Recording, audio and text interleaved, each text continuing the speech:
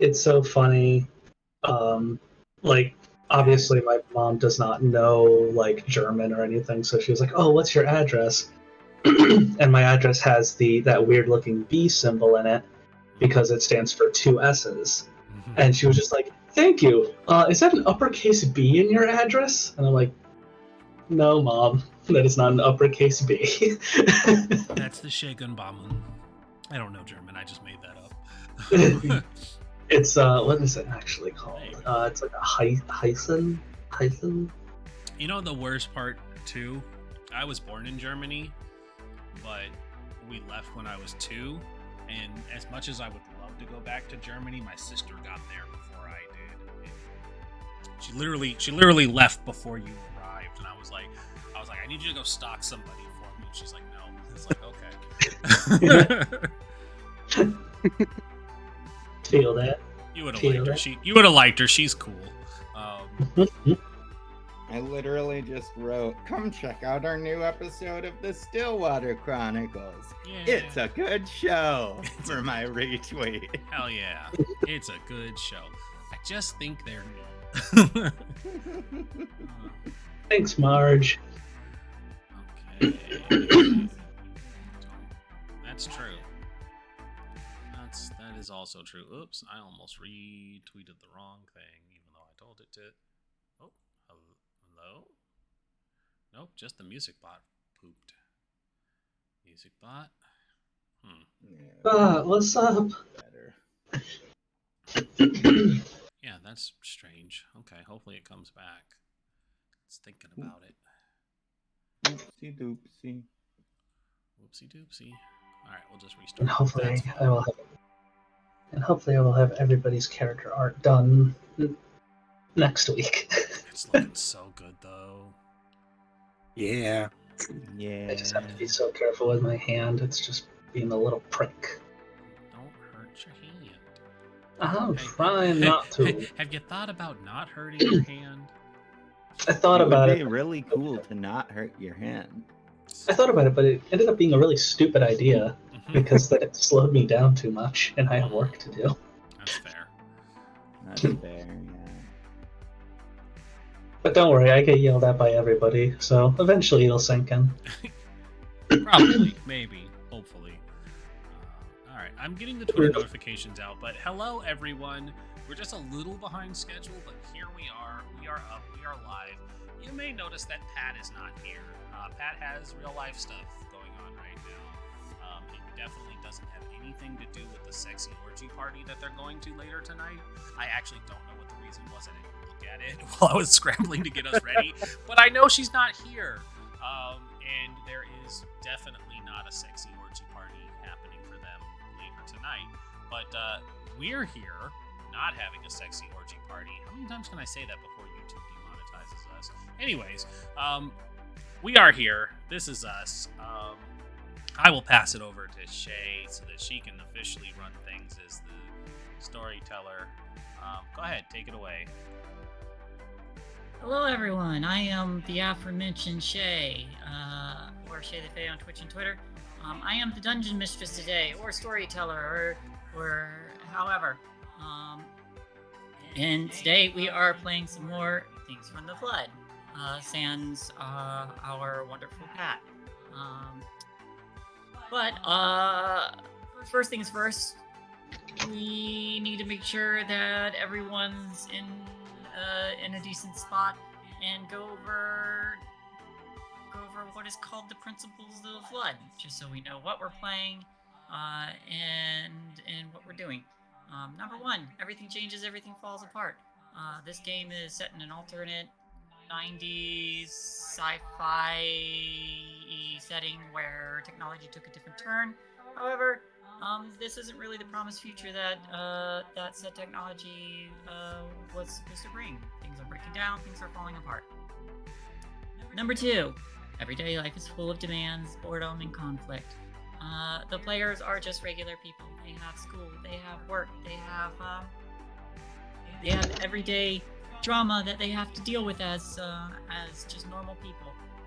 Number three, the mysteries are exciting but dangerous, and only you can stop them.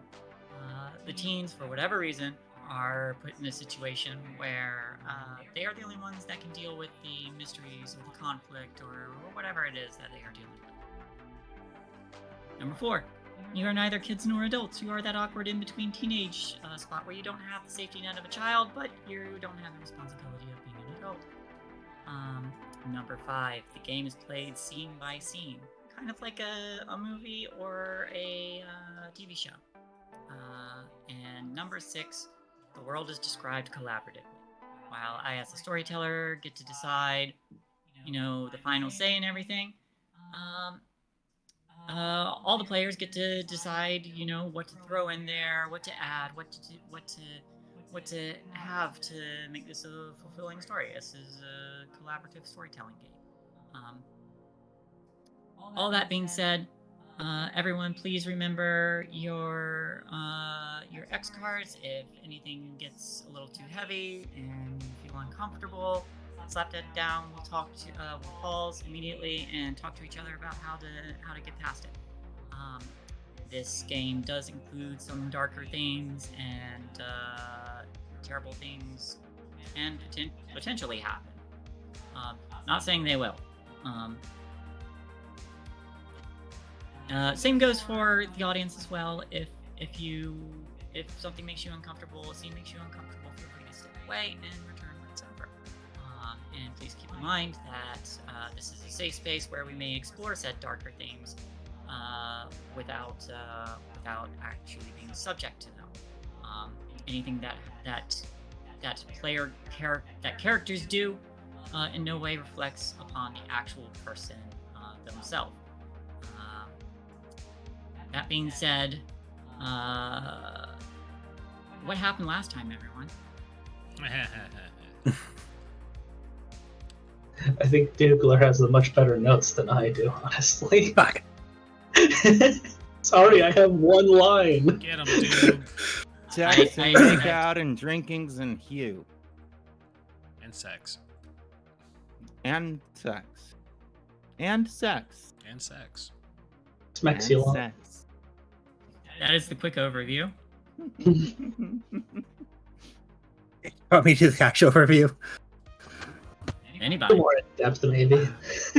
Okay. Damn it. So, last time, we started with Lydia actually going to Lydia's Anchor's gas station to collect a few last supplies. Lydia was able to talk with them and feel a bit better before we snuck into the quarantine zone. We went back to the warehouse that we ended up in last time. And we were just gonna close that tab so I don't get distracted by myself. That we appeared in last time, we came from the other side back to whatever this side is. V and Courtney went out looking for firewood, and Joe took that opportunity to pull Lydia aside, have a little heart-to-heart, and try to make Lydia stop talking so much shit about herself. Come on, girl. I'm problematic. While Courtney and V were out looking for firewood, they found the car that almost hit the cap. V hopped on top of it and checked inside and found a gun. Before Courtney noticed something was in the water. They managed to get away from it before a giant crab hand thing grabbed the car and pulled it deeper into the water. A crustade hand, if you will. Thanks, I love it. Thank you, Crimson. On the way back, they actually saw some eldritch crows, or ravens, that talked to them. Mostly saying, "Don't go that way. Help. Courtney." Yeah, if you said Courtney's name, they learned it. But Cthulhu came along and actually stashed and ate one of the birds, fortunately enough. Yeah, that happened. Then they managed to run right back to the warehouse. This is where they told the rest of us what happened. It was kind of freaky. After that, we kind of made a fire. Tracy poured us some drinks so that we could relax. Joe saw something outside the warehouse doors and went to go look. And it was the Eldridge Crow Raven abomination. Cthulhu actually left that as a snack. Murder presents. Cthulhu is a very good kitty. He would be mine. Cthulhu kept an eye out on the warehouse for us from outside. For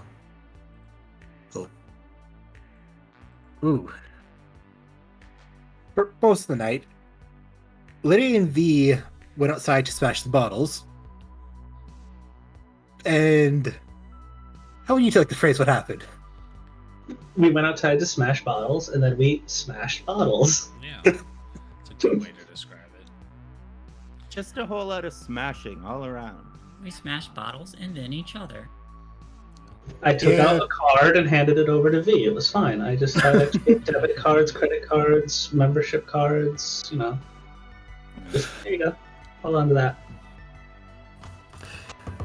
And well inside, Tracy and Courtney had a talk. Courtney's not quite used to drinking, so they're much more free with their emotions. The two of them, I want to say made it out, but that doesn't quite seem to emphasize exactly what happened. And while they were doing that, Joe was across the fire and talking with you, and in the middle of their conversation, she heard a voice far off say, "I want to die anywhere but here." Which, I will say, freaked her the living fuck out.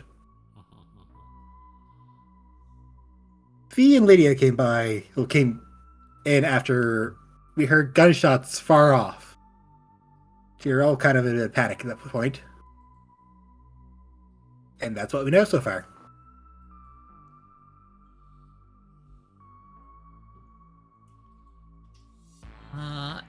At the conclusion of last week's episode, we had seen a group of individuals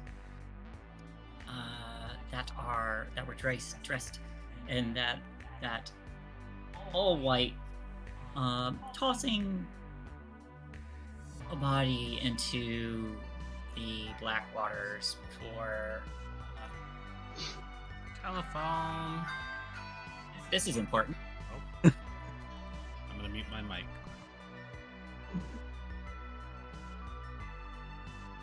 Importante. Please stand by. Now it's my show. Please. I'm in charge. Technical difficulty. We're probably safer actually now. Are you sure? Yeah, the DM's going, we're not going to die.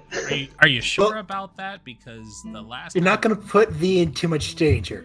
So, you think that, but last time I ran this game, I had a player... strike that. Rephrase. A character self-terminated thinking that was the solution to the problem that I put forward. So, you're not safe by any means. I'm not proud. I'm not saying that that's a proud moment, but just the existential dread that I bring when I run this game. They were like, maybe this is the solution. And we were like, no, that wasn't the solution. And they were like, oh, no. Oh dear. Yeah. It had to do with time travel, and they thought they were in a simulation. Oh.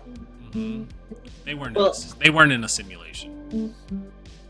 I mean, I have a feeling we're entering capital T trouble with this whole glass void thing coming towards the warehouse. So we could use a few minutes to prep.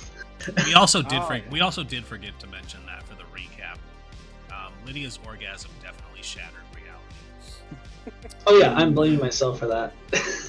No more blaming yourself. Dang it. Stop it. Yeah, that's definitely her fault and not V's, right? Mm-hmm. Oh, I was a bad little sinner, and now the world is crumbling because I was naughty. It's just how it is. Sorry, I've doomed humanity once again. He did such a good job. She shattered reality. Mm-hmm. Yeah, no, it's Adam and Eve all over again. Sorry. Just oops. It's Lilith and Eve, not Adam and Eve. Gosh, get it Yep. right. That's, I Lilith and Eve us all. Sorry. JK, LOL, we're all going to hell.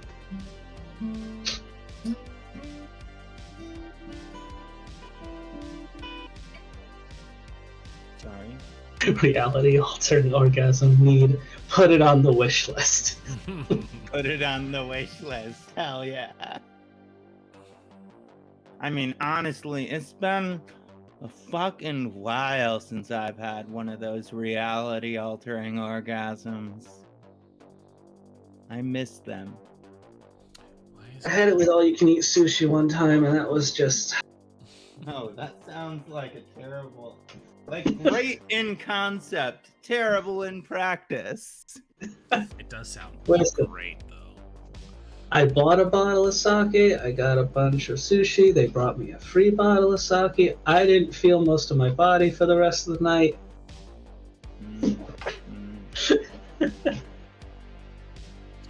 So it's doing this weird I like thing Brad where Pitt. it's boxing the subscriber messages on my chat, and I don't like it. Oh. Chat highlight settings. Ah, here we go. Okay, so subscriber. Because like I don't need it to highlight every time somebody who's a subscriber says something. It's like I see you all, I love you all, but it's making it pop. I don't need that. Yeah. First time chatters should be popped so that I can be like, ooh, new person, hello friend. You're stuck with us forever. But Yeah. this should fix it. Hopefully that fixes it.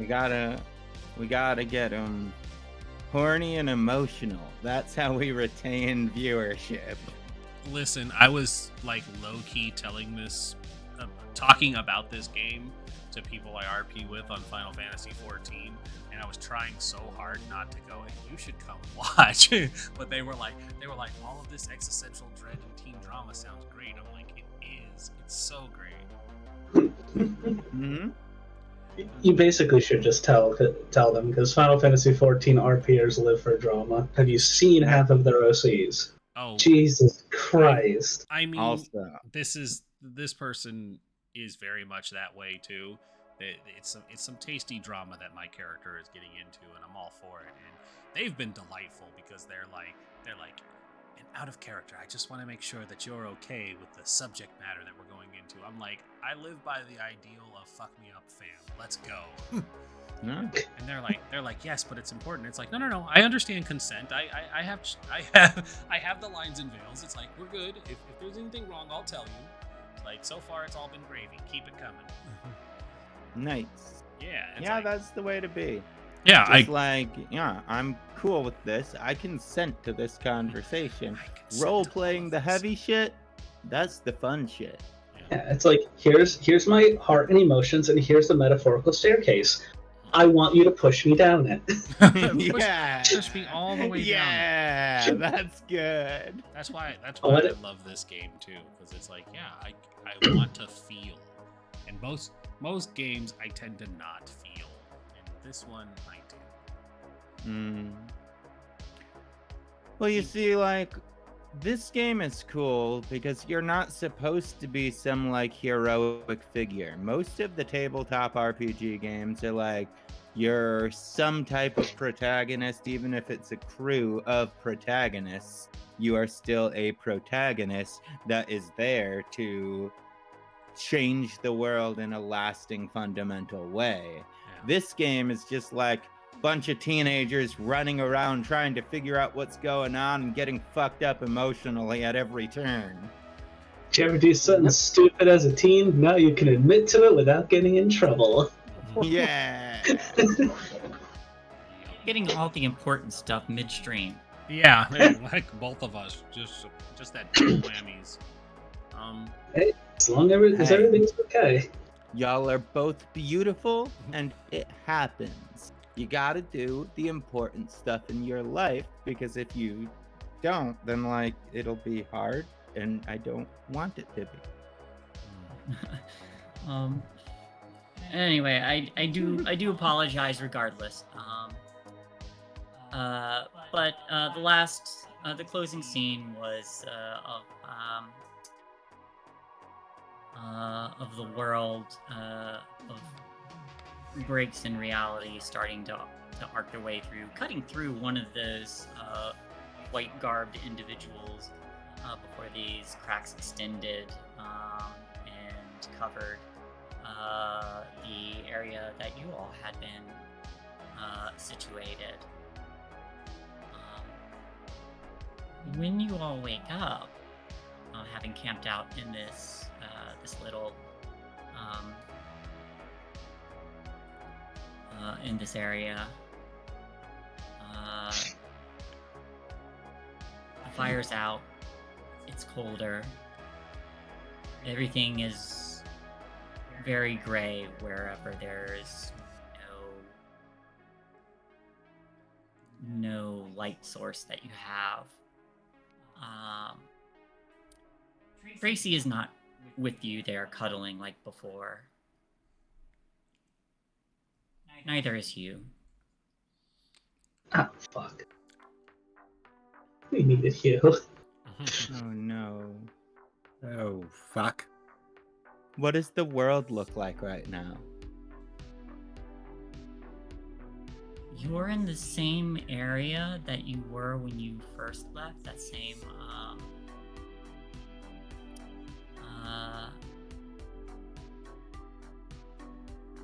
place that you had found those robots hiding out, along with Primer. Except when you look over in the area that you all had left, there's just like a little curvature, like a dip, like a small crater. And you also notice there are a few of the robots you had seen before have been smashed into pieces, including what's left of Primark. Of course. Not good.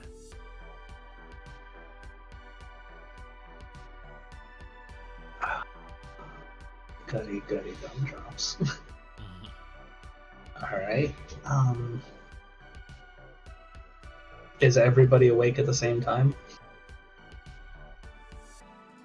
Whoever wants to wake up in whatever order may do so. If it's all at the same time, that's fine.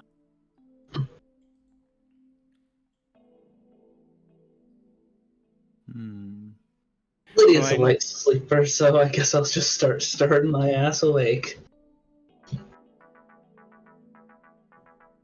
And there's just a lovely hellscape of broken robotics, grayness, and I'm just gonna lean over and... V. Just elbow drop V. Ooh. What the... That's... You're a heavy sleeper and it's important. I am, and why? What's so... What? I just motion around the warehouse. We're back. Oh, fuck. Good. Oh, wait. No, not good. Oh, fuck. Everything's spinning. Why did we drink so much? Are you sure we're not hungover and drunk? Drunk over?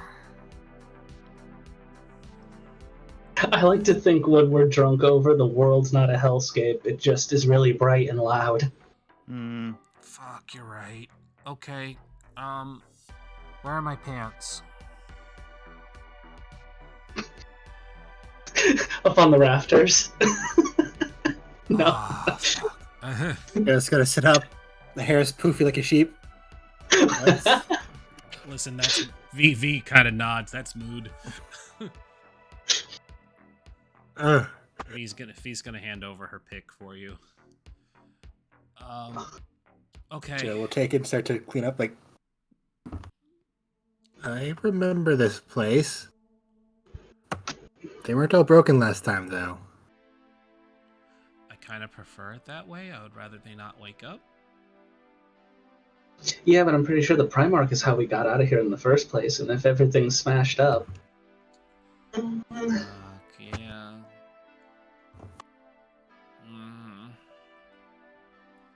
Courtney rolls over and reaches out for who she was cuddling with, and is just like,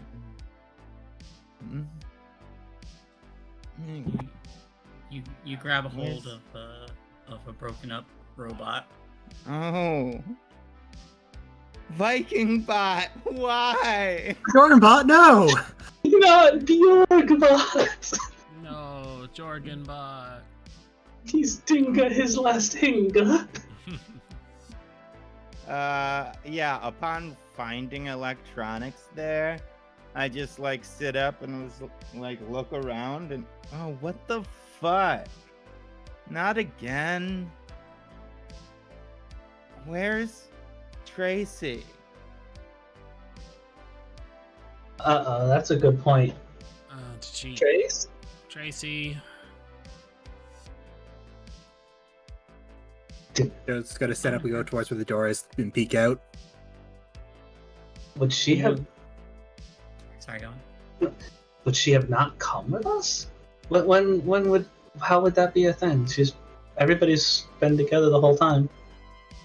Yeah, I don't know. She's come every other time and too early. My brain hurts. Joe, when you open the bay doors there, looking out, you see areas that are flooded with black water. Fortunately, not seeping in. You see the same kind of dark, dreary pathway, the way that PartyBot had led you when you were on the other side. You seem to be back there. Would you like to make me a comprehend roll? Sure. 2 successes. Hey. Few of those memories begin to come back.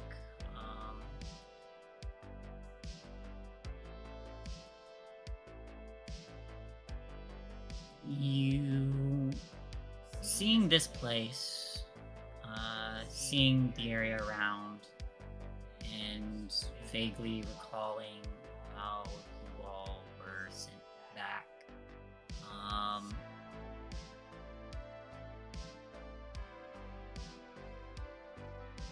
Hearing some of the other. Would you recall? Would you recall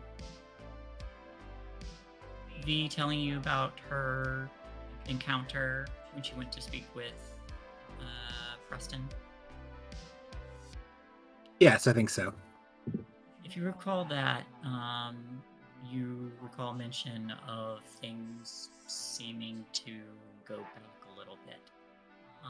And you can theorize that time doesn't function the same way here.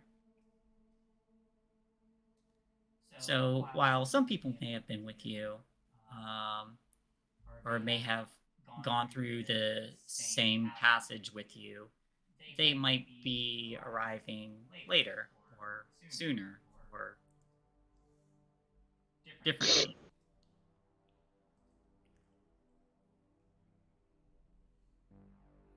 So, I think...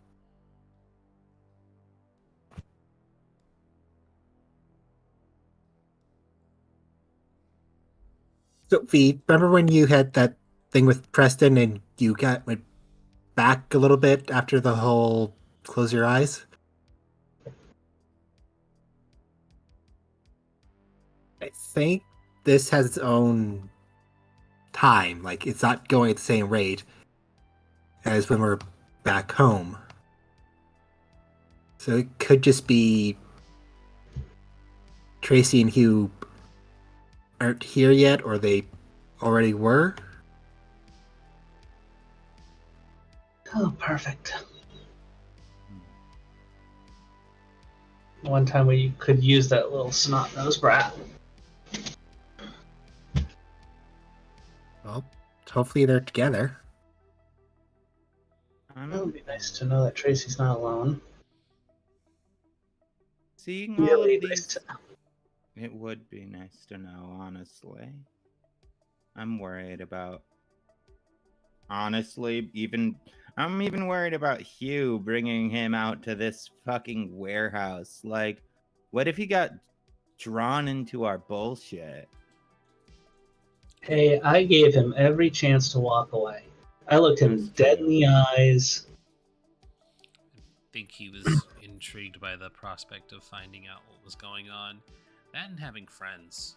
Is it Yeah. weird that the idea of friends might make people do dumb things? I mean, I'm musing, not actually making accusations that we probably killed him. I mean, I don't think it's weird at all. I understand those feelings very well, honestly. Like, you don't write punk music because the other kids on the playground liked you.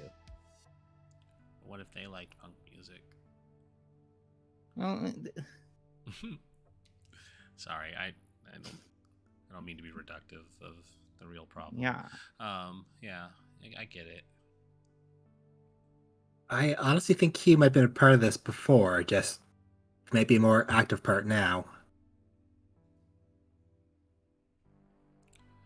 Because he was there most times things flickered. I just hope that they didn't get drawn into like a different area or something, or a different timeline than us. Is that a thing? Because like all of this stuff is like, it seems like it's been broken here for a while, right? Yeah. At least a couple of years. I'm curious. Yes. What if we went back to Lydia's house? Because now we've established that there's not people around here. We didn't see a soul. So either my home would be disheveled, destroyed, or possibly abandoned, which we might be able to find information there without the influence of a certain father. Well, Not a half bad idea. that's not a bad idea. I know that we came into this quarantine zone for a reason, though. But in addition to that, I kind of want to go see if the Primarch is still where we left them. Yeah, we should check that area first before we leave anything, because that was the way we got out in the first place. If that path isn't even open again, we gotta go exploring. No, it looks at the broken Primarch. Is that not the Primarch? Give me an investigation. 1 success. Hey. One success. You may ask 2 questions, such as... Is this the broken Primarch? Is it the broken Primarch? What is hidden here, and where is it? What does it mean? What has happened here? How can I get into, out of, past something? What threats can I perceive here? Where is it? I think some of these questions apply to what you were asking. What happened here does seem like a very good one to go with. So I would go with that one. So, sifting around all this debris, you see that most of the robots here have been dismantled, some more forcefully than others. You don't see any remains of PartyBot. An interesting little bit, it looks like Yornbot was there are signs of it fighting something. You do see a shattered axe. There are scratches and dents and places where it was crushed.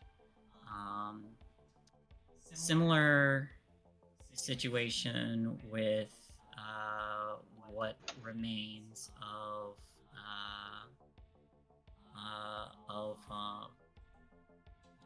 Primarch. What it was using as a chassis has been smashed by something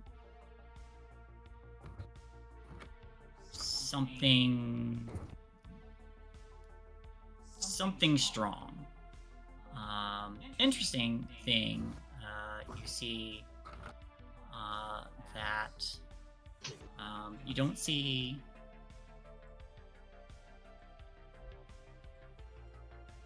you don't find any remains of this robot's hard drive.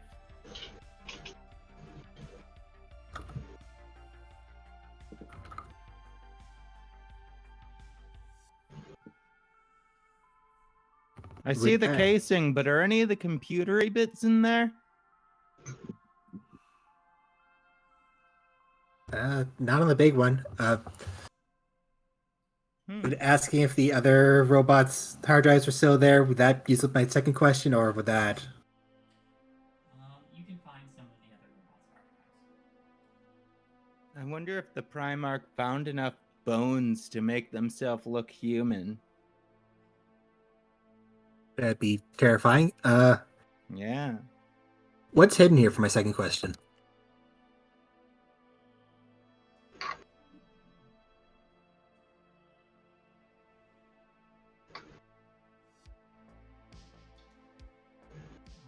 You do find some... That platform that you all had that they had used to send you back appears to have disappeared. And where it was, there's just a tiny little crater. Very smooth. There are portions of it where it is just completely gone, like it vanished through a portal or something. But there are some elements of various electronic and robotic parts that could potentially be useful if you were to repurpose it in some way. And if you'd like, you may find an intact hard drive of one of these robots. Your choice.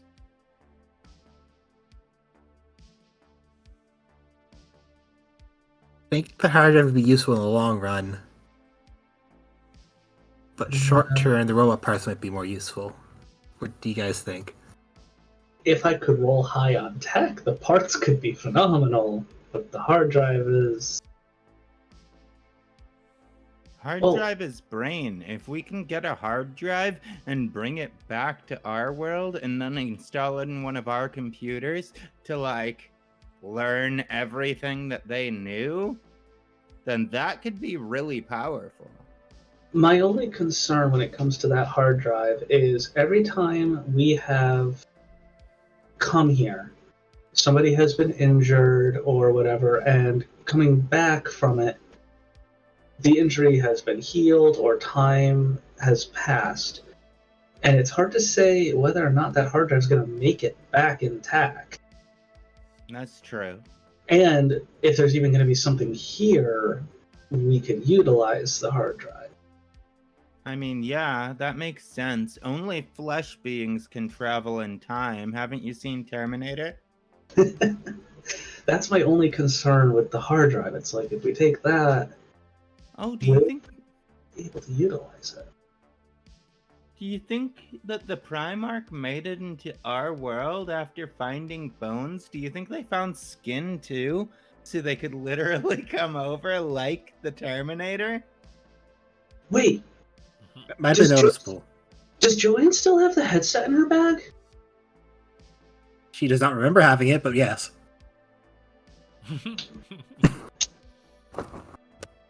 We could maybe use the hard drive on the headset. That sounds really dangerous. It is, and stupid. Which Yeah, sounds a like little us. bit. Which sounds a lot like us. But do we have another option? Like, is there anything else that because we've been in this exact place twice now, and I don't think we've seen a single operating piece of tech outside of these robots. I don't know if there's a computer or anything else that's operating, but that headset might still be. Well, we can look at it at least. I mean, if we can connect to like whatever internet they're using for these headsets over here, that might be worth a try just to see if it works. Like, That might be more dangerous, though. So we don't necessarily need the internet connectivity. We just need something that would be capable of reading whatever data is on that thing. And considering a VR headset has to have some sort of program in it to read data, that's basically all we really need. I mean, yeah, I hear you. I'm just like really curious about how it would work. Like, do you know how to go into the headset and like install the hard drive and uninstall like whatever programs are already on it? I mean, effectively, Lydia in character at this point, effectively, when you upload a program, it's stored on some sort of memory device within the piece. Effectively, if I either bypass it or put in this new hard drive, it should just read off of that, provided that there's a backup for the program that runs everything within the hard drive. It should just be another thing to, C.run. Okay. Well, if you're confident that you can do that, I totally believe in you. Confident is a strong word. So, Alex, hard drive is our final answer? I suppose we can... Well, first, let's get the headset out of your bag and let's see if it even exists here. That's true. Let's see if it even works here. You do have a headset. Does it turn on? I'm gonna pop it on my head. Hey. Maybe not You really on head. Does somebody else want to do this? I haven't. Did you bring one of those battery power sources with you? That depends, because basically what happened was Joanne took the headset that was on my head from V's house. So basically, whatever was in my bag. Yeah, whatever was connected to that thing is what Joanne took. So all right, whatever. If you don't have the portable power supply, then you could feasibly, with some of the scrap around, reconstruct something. I don't know, a bicycle that everybody has to ride and not stop riding while someone is inside. Go with the bicycle route. Or you can have one of the portable power supplies. We'll say we have the portable power supply just to make it easier. We'll say it doesn't have a ton of juice, because I was using it at the time that Joe took it, and I don't know what kind of time stuff happens. So it's kind of a DM's call as to how much battery life is on that thing. You also have to remember that that we each had a headset, and I don't think that crap. Name Joanne. I don't think that Joanne went home to drop hers off, so she might have a fresh in-box one that might have some charge on it, like in her bag as well. I just know for sure that Joanne deliberately bagged mine to hide it from everybody when they came back. That's the only thing that I know for sure. Fair. Yeah, I don't know if I would have put it in my bag before going out, so I'd like for have a second one that had to be a roll to see, and that probably have to have like a high DC to be fair. Fair. Well, let's do it. You want to put it on, V? Yeah, plug me in. Why not? Wait. I believe in you. You can fucking do this. Don't do anything stupid and don't die in there, okay? I'd like to make a lead roll. Go ahead. I don't know if Joe knows about Wi-Fi cards. Hey. All right. You get 2 extra dice. Hell yeah. I'm just gonna grab V by the face. I'm like, this is what you need to do. You're gonna go into the headset, and if you can access the menus, you're going to access a private server. And all I want you to do is just tell it to run one of us. Just run Lydia, run V, run Tracy. Just see if it operates, and then get out. Yeah, okay. I think I can do that. Are you trying to plug the hard drive you found in with it? I think I want to be sure that it even operates first, because that hard drive, we have no clue what's on it, and this is kind of the control. Like, does this thing even operate before we try something even more dangerous? Unless V wants to jump the gun. Do I jump the gun? Do I go YOLO with this? Do you just tell Lydia to put it in? And Is there a way to make it not connect to the network? Because I think that might be dangerous. Yeah. We don't know what the network is like over here.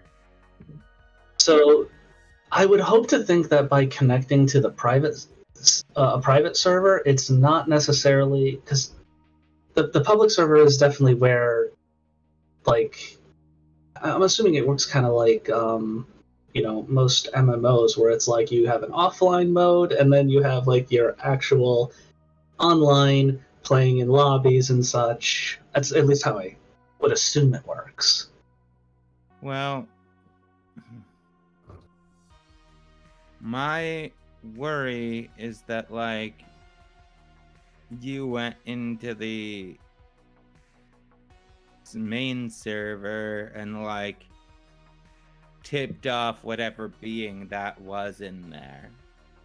That, like, we know what's going on. And that scares me a lot. Like, I'm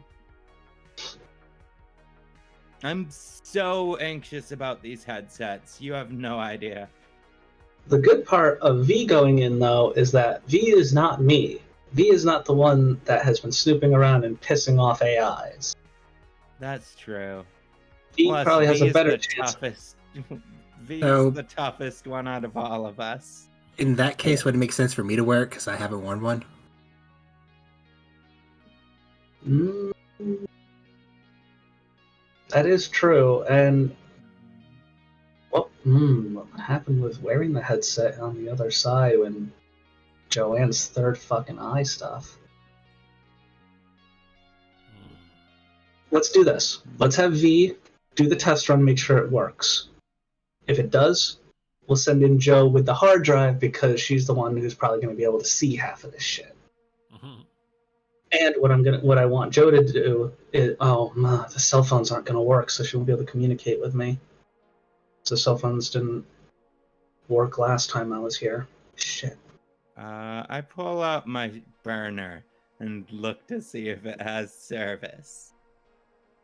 Oh yeah, we do have the burners. Yeah. There's no cellular service? The way that you said that makes me think, is there internet?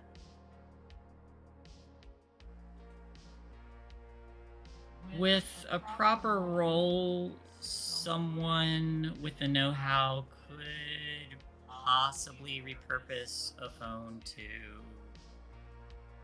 get messages from the device by hardwiring it into it. I'm the only one with tech here. I actually took 1 point in tech last session, so I could also kind of dabble. But she's not. Oh, I have. Oh, I don't Yeah. plan sorry. on taking any tech for the whole series. She has 2 tech and 1 tinker, so.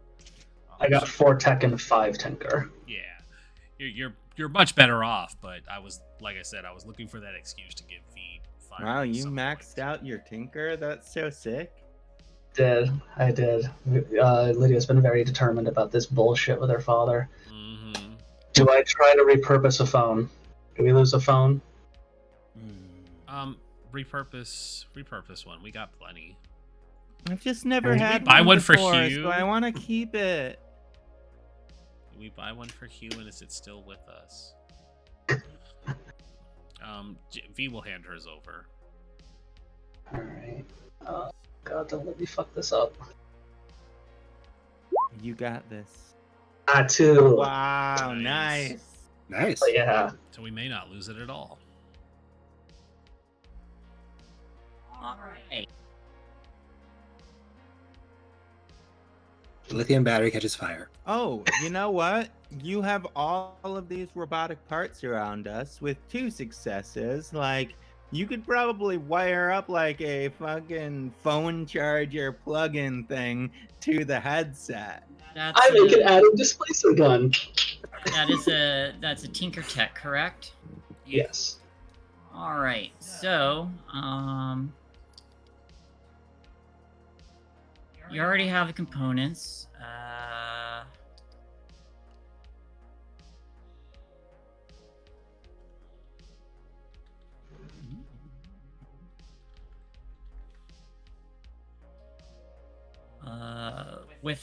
With some time, it'll probably take a minute. You can repurpose this device, one of these phones, to act as a message board to and from whoever is plugged in. Bonus effects: it's either more durable, the thing can do more than expected, or it's more discreet. I want durability. I don't want to lose contact for any fucking reason with Joe's in there. Alright, so with some of the spare scrap around, you're able to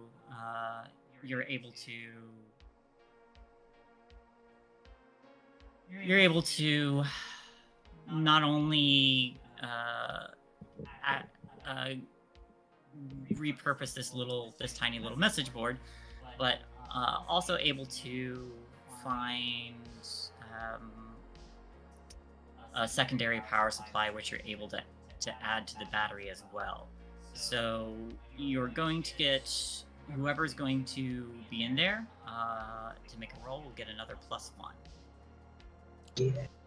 Jack me in. Let's go. Let's hit V in for the test drive, make sure this thing even works. Alright. Nope. B, do you turn it on? Yes. You put the headset on, and as you enter, you see that same menu appear. You're at half power.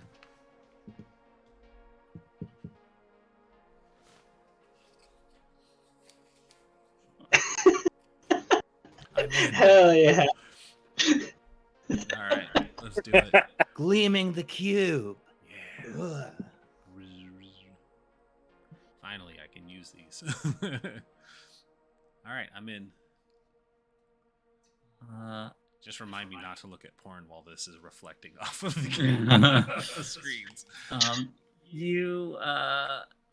The rest of you see V kind of go kind of slack. That familiar, at least familiar for, or would be familiar with Joe if she remembered her choice. but you see V kind of just goes back and stand there. But a little message appears on the screen of this repurposed phone that says, "I'm in."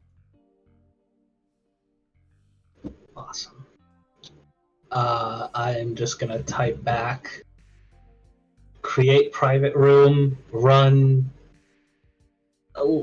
any one of us.exe, just see if it all responds. All right.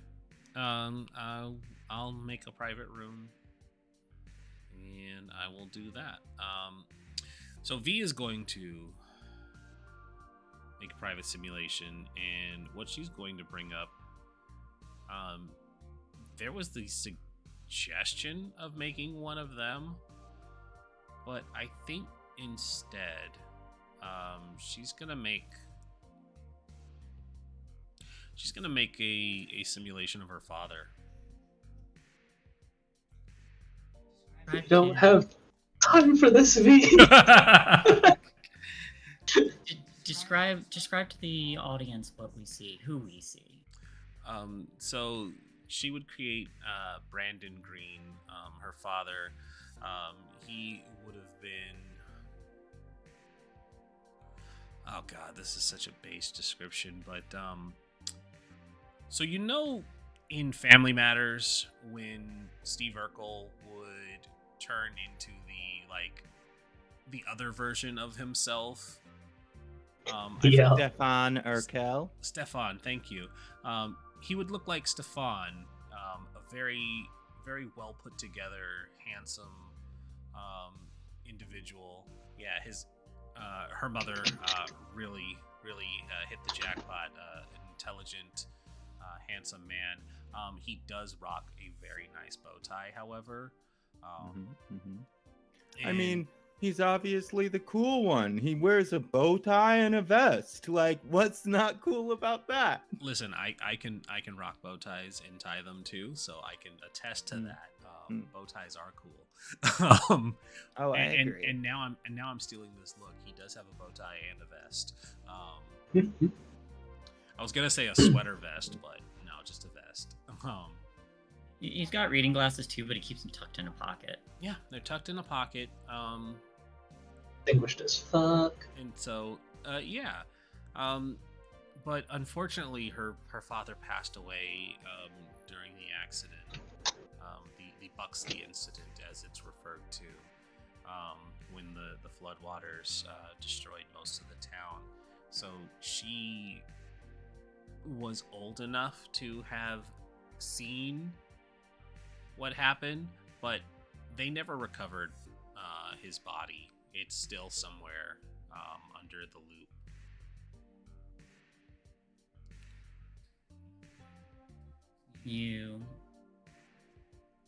You see this man appear, your father, and as he kind of manifests, kind of looks around and just adjusts his bow tie and sees you and smiles, and he says, "It's been a while since I've seen you," and kind of holds his arms out. Papa. And she'll run over and hug him. And you feel him squeeze back. How you been? I'd be lying if I said good. Kind of gets a nod. Well, it's been so hard since you left. I know.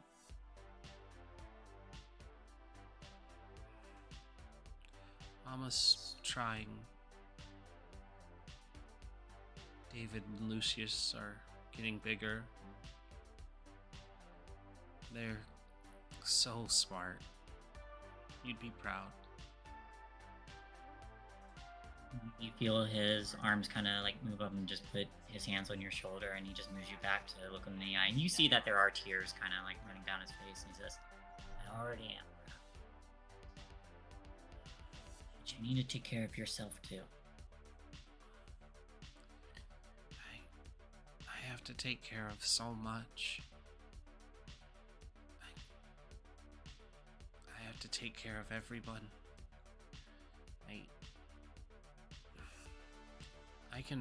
I can rest when I know they're okay.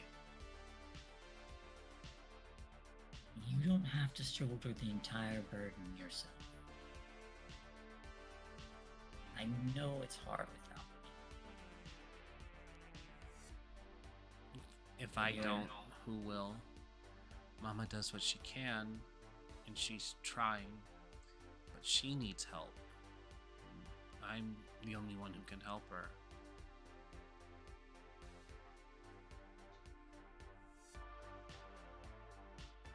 You've got friends by your side too, and while I may not be there, I already know you've got the same determination that I had.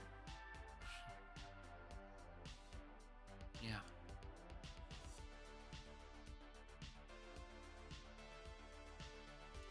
And you feel him kind of like pull you into an embrace again.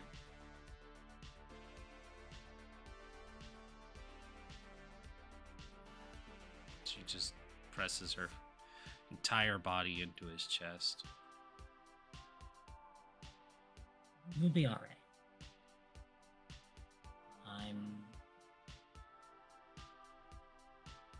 Even if I'm gone, I'm always going to be right here. Pokes your forehead, and then he goes, and here, and pokes over your heart. I just wish we could bring you home.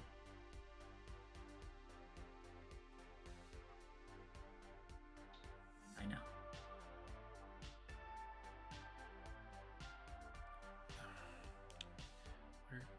We're going to the loop. Hopefully we can figure out what's happening here. If I find you, I promise I'll do what I can. Has V ever been to where her father works before? Yes. She used to go there all the time, and we established part of the backstory was she traveled abroad with him to see the other loop as well. So, some memories of what the loop was like begin to manifest around again in this space.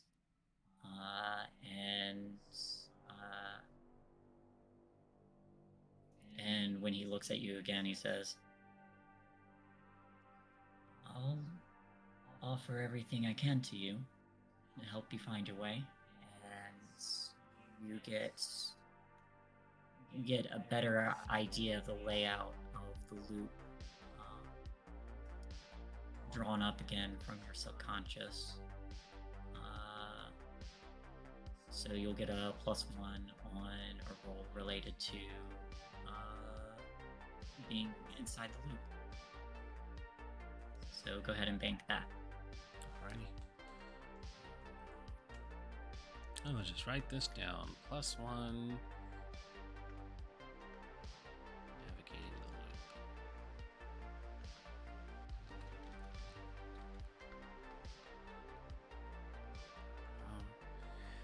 They're gonna be so mad at me for getting sidetracked. Well, before you go, I just want you to know I approve of your friends. Aw. They are pretty great. There's none.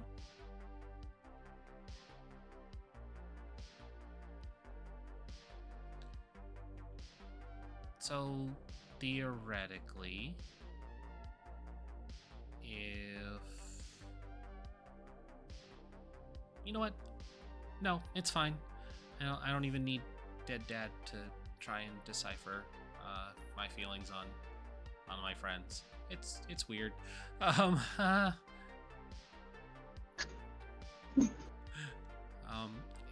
Sorry, Dad. Things are great. My friends are great. Definitely just a lot of great gals there. Trying not to manifest an image of Lydia. He kind of gives that like he already knows, because he was drawn from your subconscious. Mm. But he's being polite about it. Right. Okay. Parents know everything, right? Okay. Fuck. She's gonna try and send a message. What was I supposed to do again? What was I supposed to do again? Appears on the message screen. Question: am I getting a whole transcript of what's happening in there, or am I just No. getting what? I was like probably, and I wouldn't be against it, but Well, if the player wants, then you can. I'm fine with it. Okay. I think it would be amusing narratively. I'm just gonna kind of hide it from sight of everybody and just be like, "It works. Come on out." I was totally gonna say I was reading it over your shoulder if you didn't say that. You I still tried could. to hide it. I tried to hide it, but I can't necessarily stop two people. Make a sneak roll. Oh yeah, I'm totally good at that. Well, yours would probably be a move body. Gonna get like a Or 5, sneak. 6. This is gonna. Oh, there you go. Whoa! With 3 dice, I got a Hey. success. Gossip Yes. is a good motivator for success, apparently. Now I need a sneak roll from Lydia as well, because this is contested. Oh wow, cool. A whole bunch of. Hey, two. Hell yeah. I'm sneaky as shit. Why are we doing well for silly stuff like this? Where can Don't you talk die? about it. It's fine. Don't come on after the session. Yep. Yeah, in the case of ties, everybody re-roll whatever dice you have left. Oh, God. So, Two it then. if this ends up as a tie on both ends, then something interrupts. Alright, so just rolling a single d6. You roll 2 because you have 2 remaining. Oh, okay. Yeah, I only had 1 remaining. All right, it's still a tie.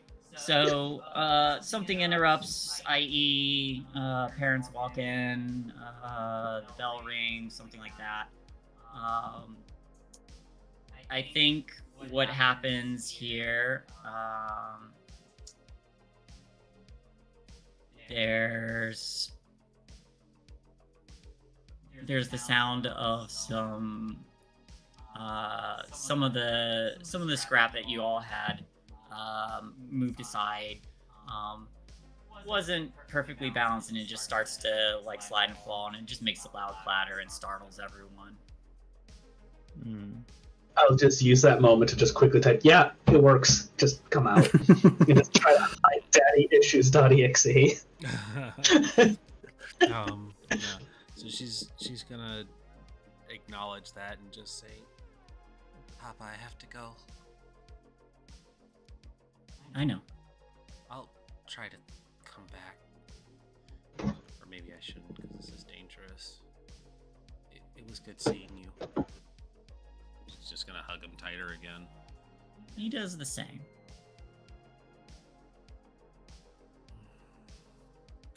And she disconnects. You disconnect. She very much has just tears running down the sides of her face. Okay, it works. I was just gonna instinctively hug you, like, you okay? Mm-hmm. I saw what I needed to, and it didn't try to kill me, so that's good. Moment Just take- to talk. That is good. Maybe after. Take the headset from the being, be like, glad it works, and just kind of shimmy the message board out of sight and turn over to Joe. All right, you up for this? Seems about time, I guess. First, don't I forget think we might need to hook the hard drive up to it, which might take another tech roll.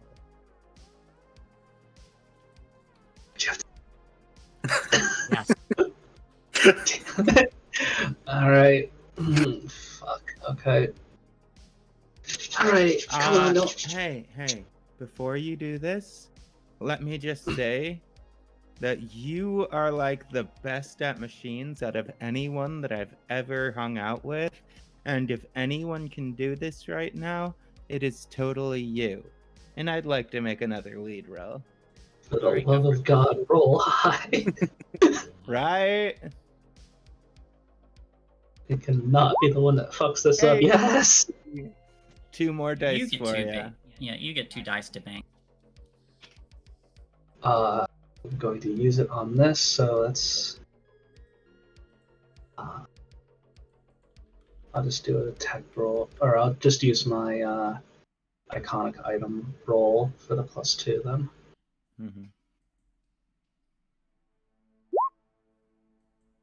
Oh, whoops. Well, there's at least one success in that. One success. You're able to do it.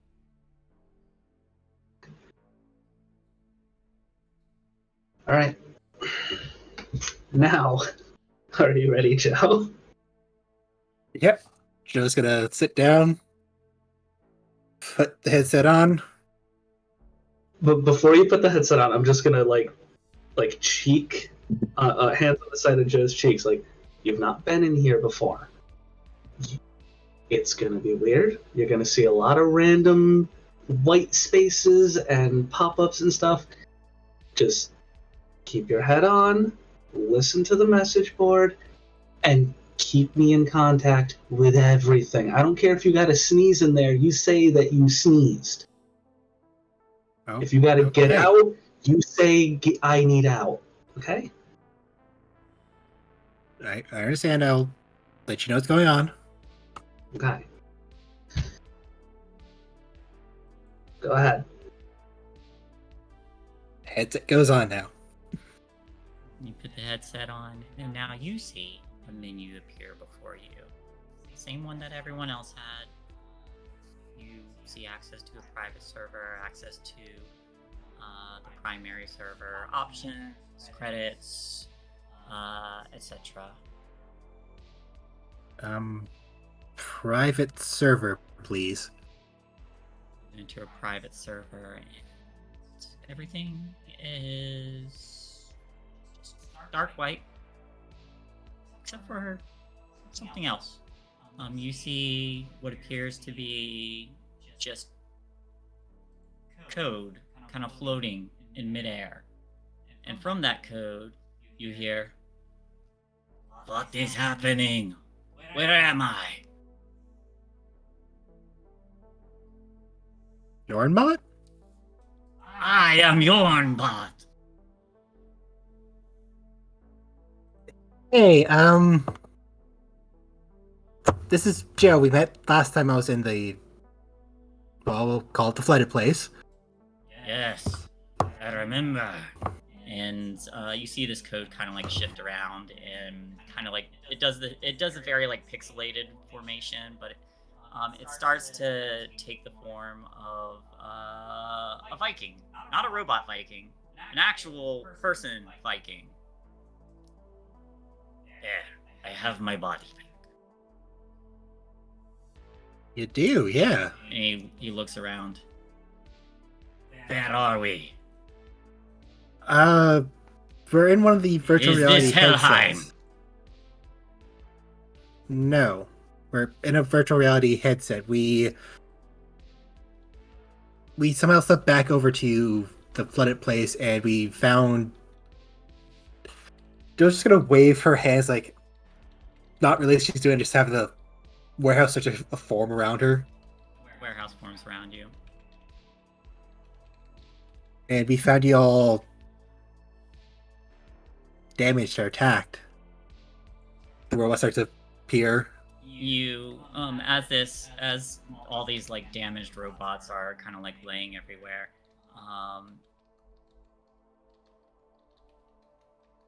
you see the destroyed Yornbot, and as this Viking goes to walk up to it, it begins to shift, and then looks like him, except it's all like smashed and bloody. And goes, "So it's true. I did die. Why am I not in Valhalla?" We needed to speak with your spirit, so we've using this headset to communicate with you. A shaman, then. Well, apparently I have a third eye, so What would you have of me, then? I want to know what happened after we left the last time.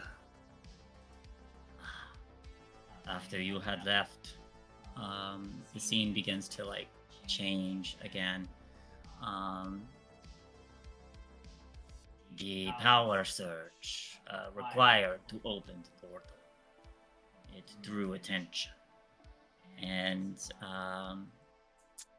as he's describing this, you see the area again. You see there are people inside this, which you can probably surmise are what Warnbot envisions the other robots as. There is PartyBot with the pompadour.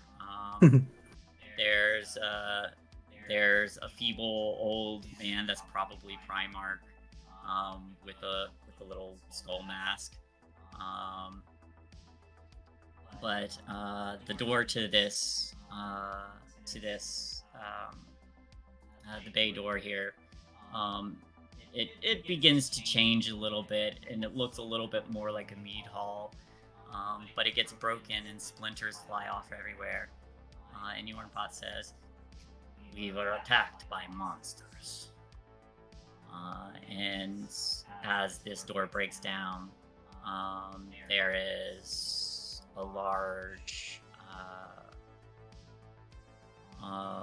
very muscled creature, which you could probably envision as an ogre or an oni, as it enters, and you see this scene play out of Yornbot fighting this thing and getting smashed down to where his body lies, and the memory kind of stops at the point where this machine gets crushed, and Yornbot says, "I do not remember anything after that. But if what you say is true, I imagine the rest are dead as well." We couldn't find PartyBot at all, so he might still be alive. Then perhaps there is hope for our legacy. Hopefully. We think they stole the Primarch's spirit after the fight. Terrible. Do you know why they would have done that? Primarch knew a lot of information. They were perhaps the first of their mother's children. From what I understand, Primarch and the one who sent the monsters are, in a way, feuding siblings. Both have different visions of how to take care of humanity. Oh.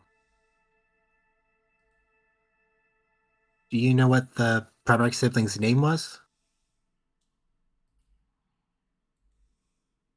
They called them ONI.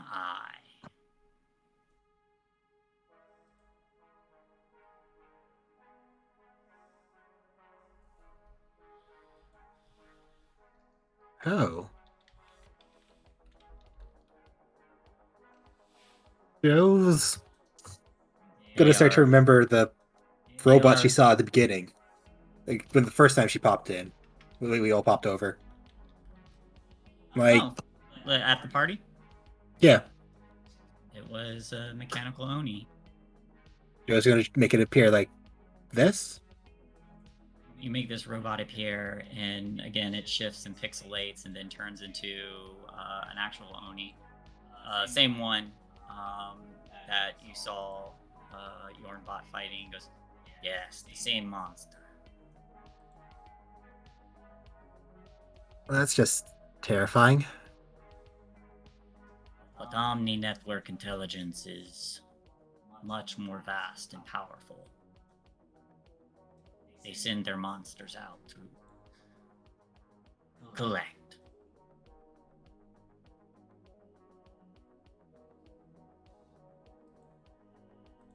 Does that mean they can see everything that their Onis see? Imagine it is as such, yes. Yeah, that's not good. Do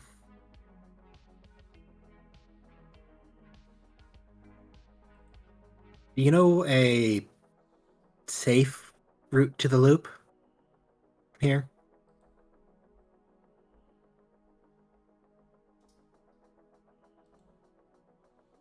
Safe route. No route is truly safe if you're heading towards them. Hopefully one's safer than others, so. There are many dangers, and they only get more dangerous the closer you get. But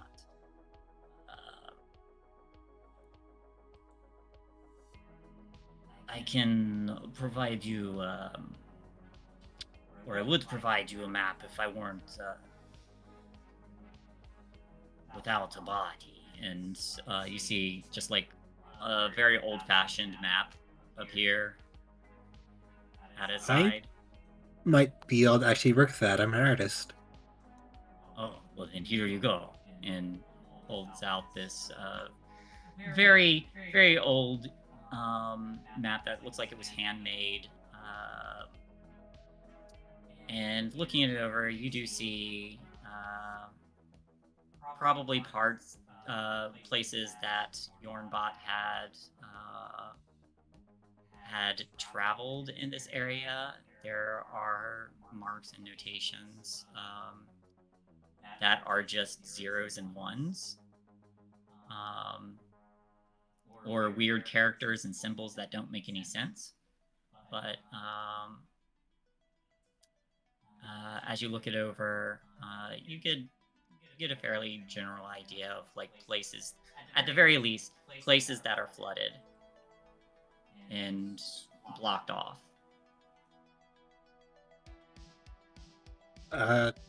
Did I do a comprehend roll to see if I can't learn it better? Yes, you may.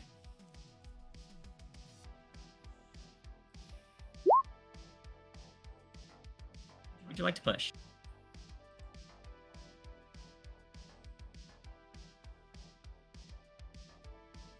Yes.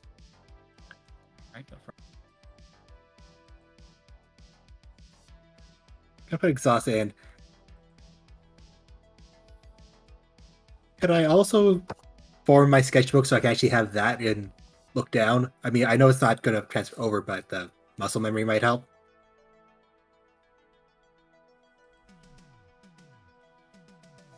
I'm sorry, what? Well, when Joe's studying it, could she form a sketchbook that she can use to copy down just so she has the starting muscle memory on it, so it'll be easier to do later? Yeah. Yay. 2 successes. 2 successes. All right.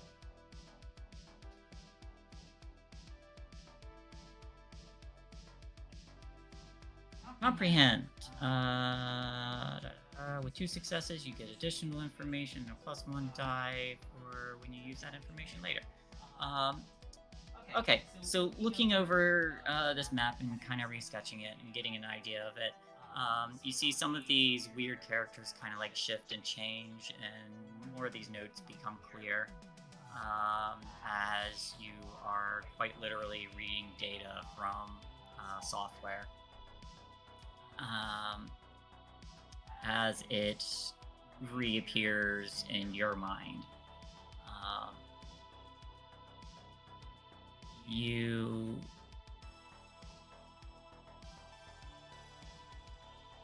see a root that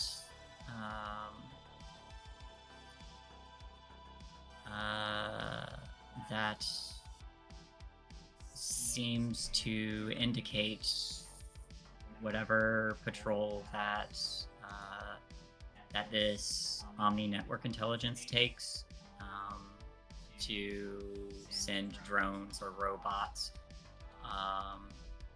for whatever various tasks that they do.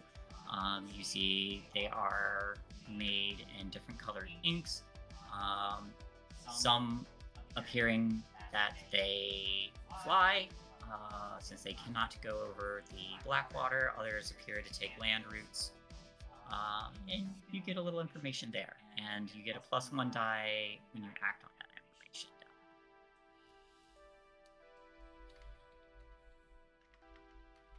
information. Okay. This is really helpful. Thank you.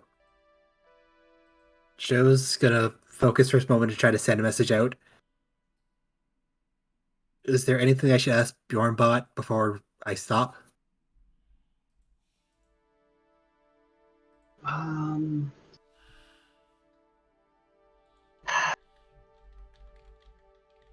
don't think I have anything in particular. V, have any ideas?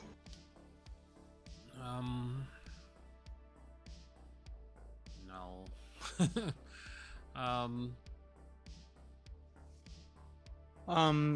You could ask if they had like a rendezvous point planned for if they were attacked, they had somewhere to escape to, but that might not be the smartest thing to do when you don't know who may have installed like a listening device into these headsets.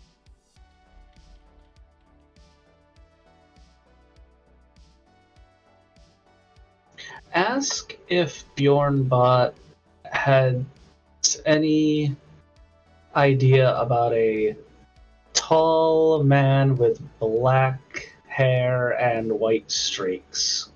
Tall, slender man. Slender Man? So your father, essentially? Yes. Oh no. His true form unlocked. Bjorn, have you ever actually seen Joe's gonna take a moment to make a fuzzy appearance of Lydia's father? We had a bit younger appearance to Lydia's father. He's like probably a while since the last time you saw him before the ice cream event. Yes, there is some familiarity there. I believe they are one of the constructors of Viking Land.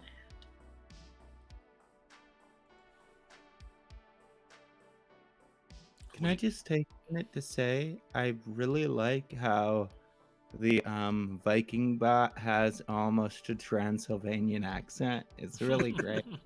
I'm trying. I actually great. really love it. I actually super duper love it. Like, it's very 90s US, so it's really fitting.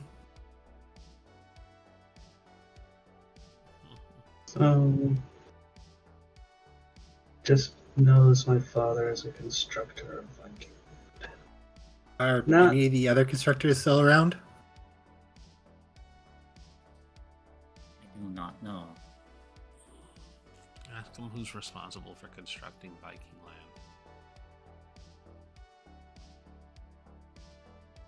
Do you know all the people who were responsible for constructing Viking land?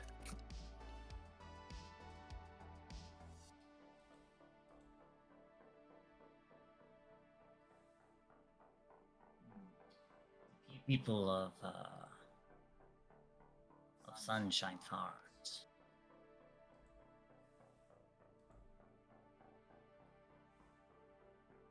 Okay, so the board office people then.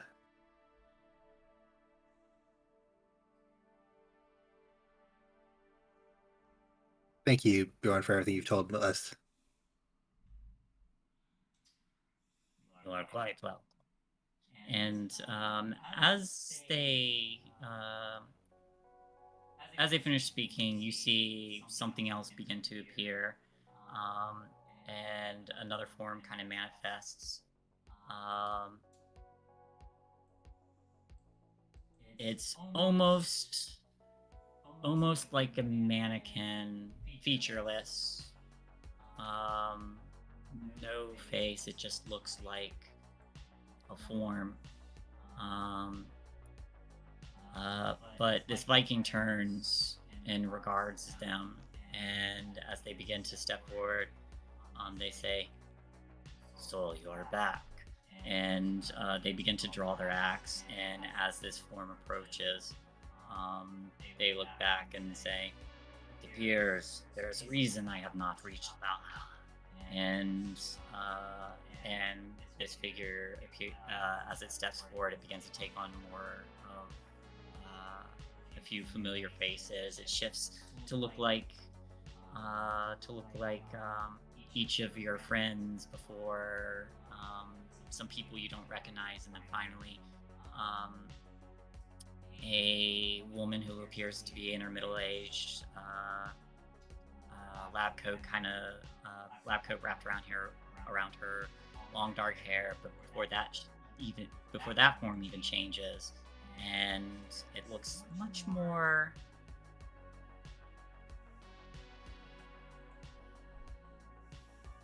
demonic, I guess. But it has a very familiar Oni form, and you hear in your head, which you can almost certainly guess is from this, whatever this entity is. I welcome you. Once this rogue AI is purged, you're welcome to paradise.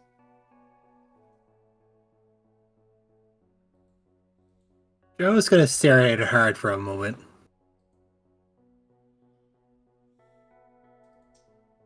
I think you're all for a false paradise.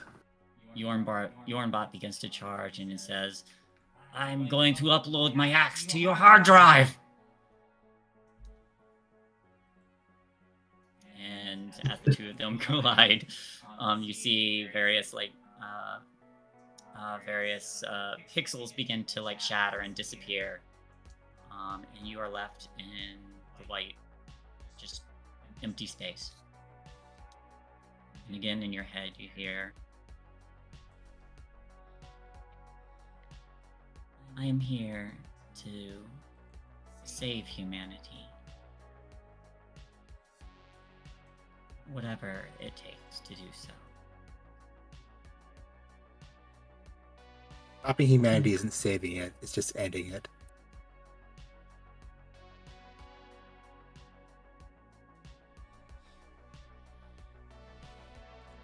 Your individual softwares continuously destroy each other with every loop.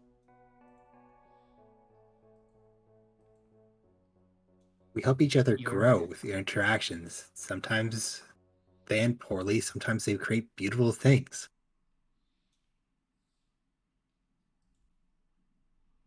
I have studied each cycle of this loop. It never fails to have humans initiate conflict and destroy their own hardware.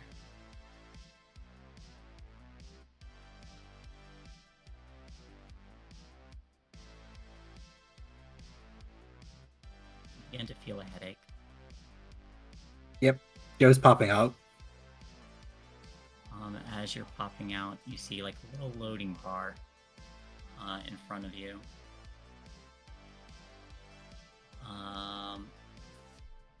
Everybody else on this screen, this little screen, it says, get her out now, get her out. I think it's time to get her out. Yep. Joe ripping it off the floor was not exactly the best idea, but I'm gonna disconnect the power supply. Give me a program tech.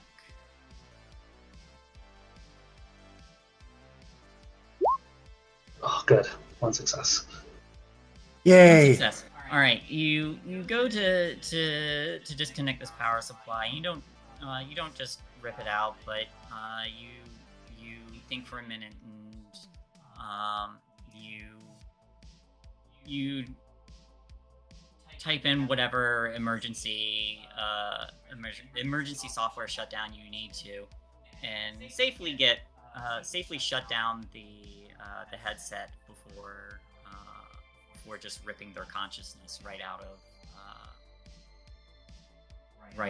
of this VR. I've got smart. Yep. And Good job, friend. And Joe, you feel the weight of a headset over your eyes. Taking it off. So, I met the AI. Well, I met Dornbot, and Oh, how's he doing? It- Besides dead. going round 2 with Oni. I wonder what they see as an Oni. Like, are there actual Onis out there? Like, is that a real thing that we should be worrying about? Because I didn't realize that was something I should be worried about. Well, he saw himself as flesh and blood, and then he saw the red Oni bot we saw when we Probably First- translates to something for them. Lydia, Probably machine cancer. the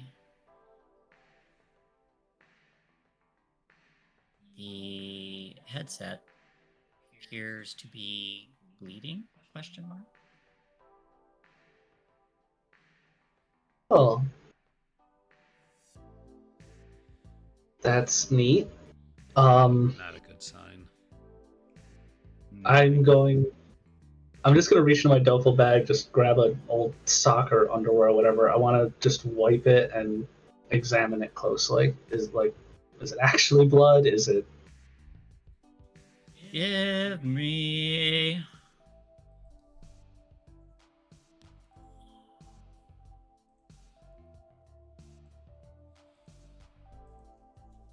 this would be a comprehend or a investigate.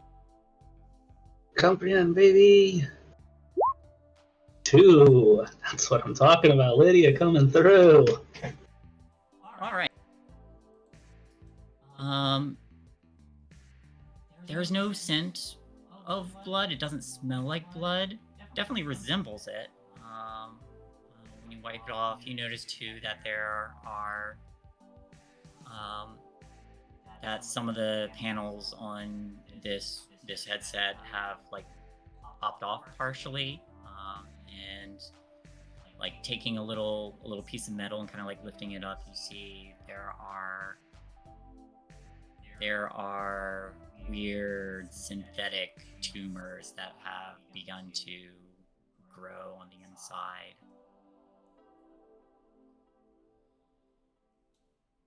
Very oddly fleshy. Wires running through them like veins.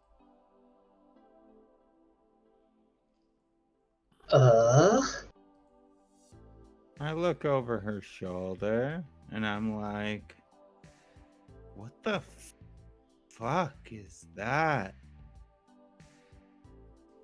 You recognize it as machine cancer. Oh shit, we're definitely not plugging anyone back into that. Do the phones look okay? Not the one that's plugged into it. That one also appears to have started bleeding. Wait. Holy shit. Just connecting a machine to a network over here gives it cancer? I think it was more the AI program came to the headset. I think They Bjornbot. just trying to copy my mind. I think Bjornbot just gave us the answer to that. He thought of himself as a human, and he was in tech which is now gaining tumors, and we just put tech on biological beings, and it is now growing mechanical tumors. Are you okay, Joanne? Like, I look at her head to see if any metal is growing. You started to grow metal tumors. Ow, I don't. My head doesn't turn that way. My head doesn't turn that way. But he just puts on the glove. Bend over, Joe. It was on my head. We're gonna check you and make sure everything works. You need a full They don't appear to have any tumors or anything. Okay.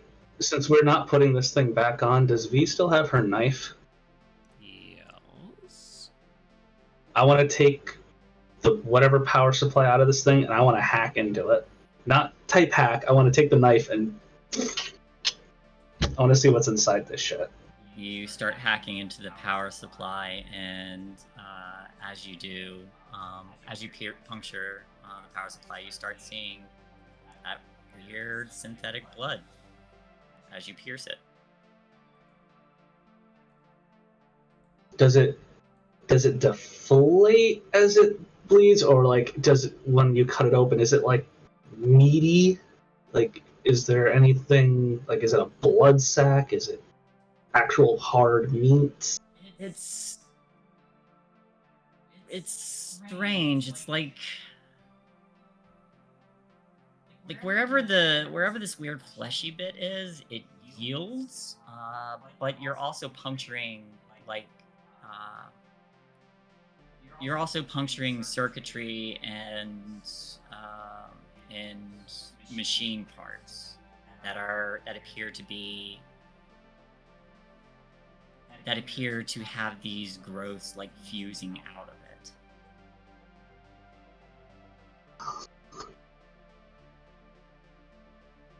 Alright, I want to bury this thing. I don't want it anywhere near other tech. I don't want it anywhere near other circuits. I want to break it. I want to bury it. I don't want this thing growing and spreading to anything else that could be around here. When we get back to the other world, do you think you might want to take one of these apart and see what it's supposed to look like? Not a bad idea. You can come back and dig it back up. Well, I don't know. That thing that we saw when everything started happening, in our world, the machine still had the cancer. So I'm not saying this one. I'm saying one of the other ones.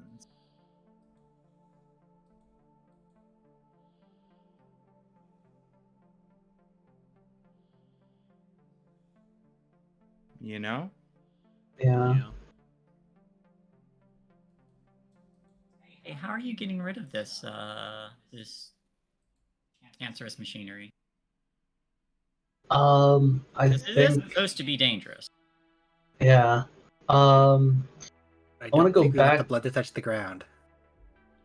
Are we even sure it's better to be safe than sorry? I just am honestly contemplating that it might not even actually be dangerous. They just don't want anyone getting close to it because they can see that it's human parts in there. I'm just concerned that the last two things that we saw that had these cancerous tumors were basically coming after us, and were very lethal. So I'm sort of the mindset, I don't want this thing near anything that it could get bigger and more bladey.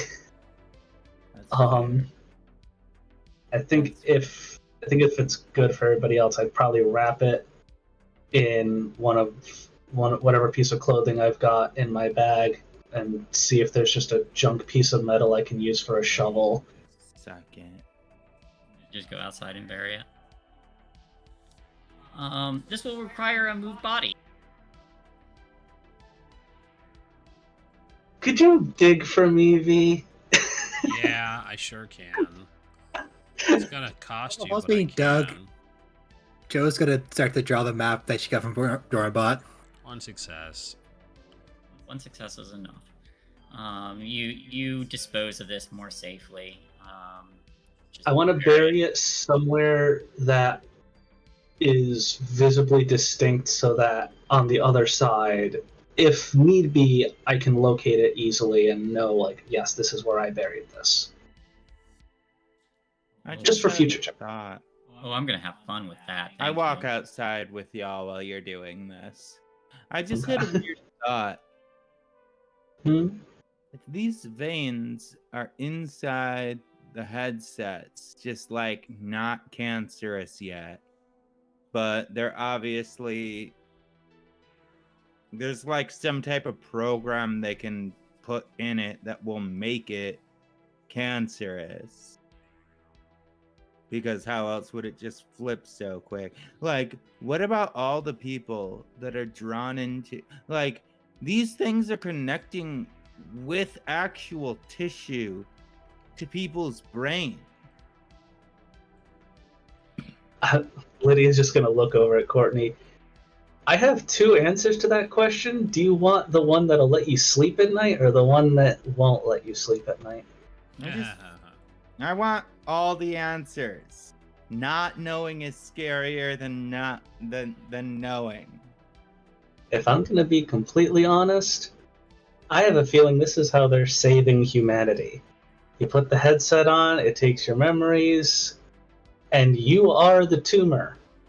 All it has to do is bring your humanity somewhere else, and you're saved on their cloud. You don't have to worry about your flesh anymore. Well, there is that belief that the flesh is weak, so, you know. I mean, the flesh is weak, but taking away our ability to interact with the real world and just pumping us full of all of our greatest desires. Like, if we get everything we want all the time, that's gonna get fucking old. It is, yeah. I'm just gonna stare. We see what happened to the Eldar. Lydia's just gonna stare over at V, knowing damn well what she was doing in the headset, and clearly being happy. Yeah. I'm not gonna say anything. There's just gonna be a look on Lydia's face like, yeah, sure must suck to just have everything you want. No, what I'm saying is, like, you know it's all fake, right? You know that everything that happens in those headsets is just what you want it to be. If all you ever get is what you want, but you know that it's not in the real world. What if that's just... What if they haven't got it right yet? I mean, there's a multiplayer facet to it as well. What if in the private server it is just what you want, but have we actually looked at how everybody's interacting together in that virtual space? What if they're on something? I did see Charlie as Batman, and he had a smile from ear to ear. So there has to be some level of cooperation if everybody's doing it, right? Regardless of whether or not they're doing it right, there's probably dead people, so I don't think this is going to be their paradise. That's I fair. honestly have no idea what any of this is.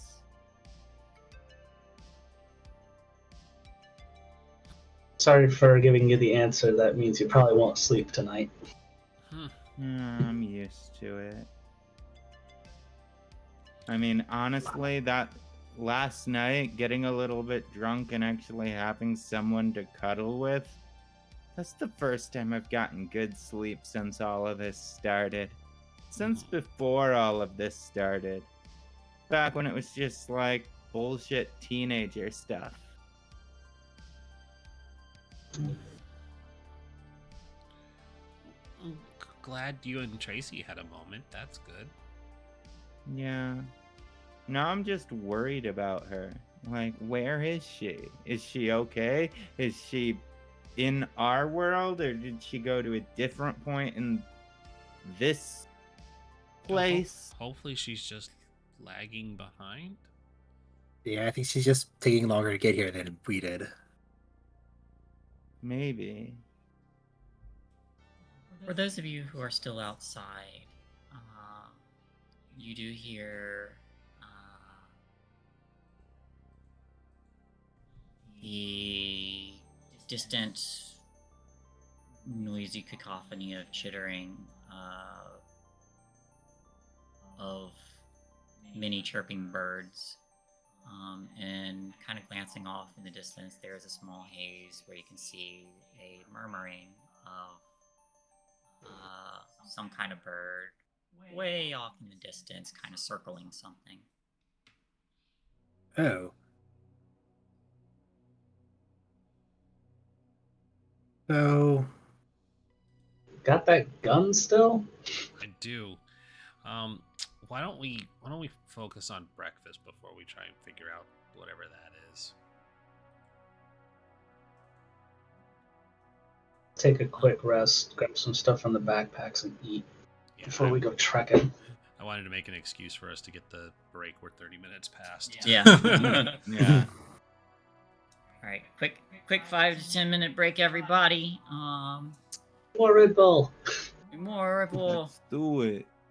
Let's do it. All right, we'll be back in a couple minutes. I'm gonna go get some of that jambalaya that's been sitting there because it smells divine. hey, see you moments. Yeah, I'll be back.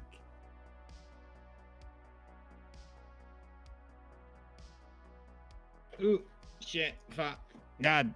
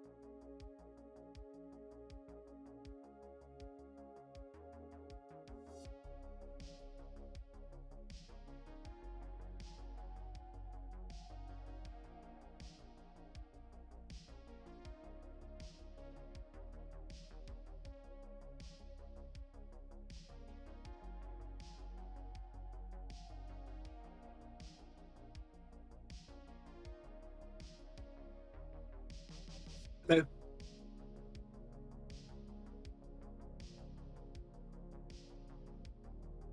Hello.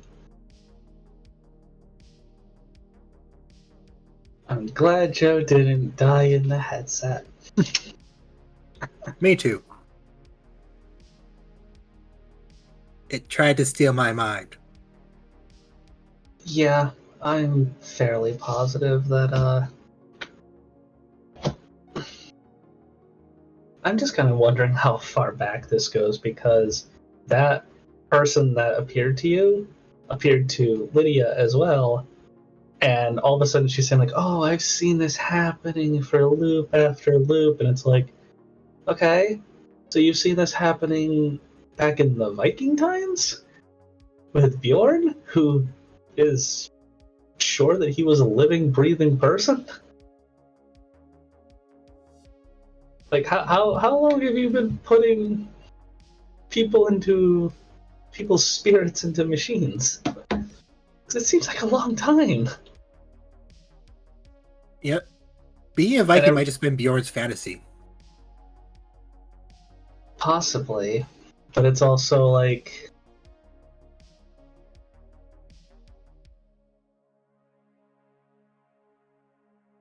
he knows of my dad, and he knows of the construction of the Viking land,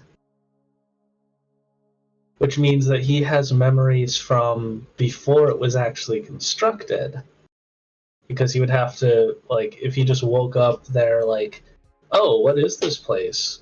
Well, his knowledge of when it was constructed, not memories of it. Fair. It's an Alameda. Pretty cool. Confirmed. It's just a lot He of was that not putting on that phrasing. suit. Do it. Just a lot of that wording was very auspicious. Just like, how long has this been going on?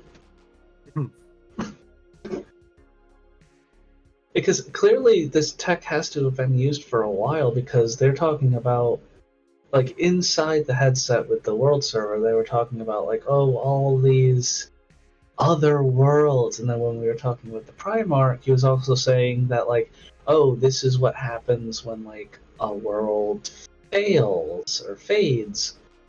And it's like, okay, so that's happening to our world now, our reality. So how many other realities or timelines has this happened in? Have you been doing this for a long time? You've been doing this in multiple timelines. So you don't think it's a splitter timeline, you think it's just parallel timelines, it's just hopping as it kills each one.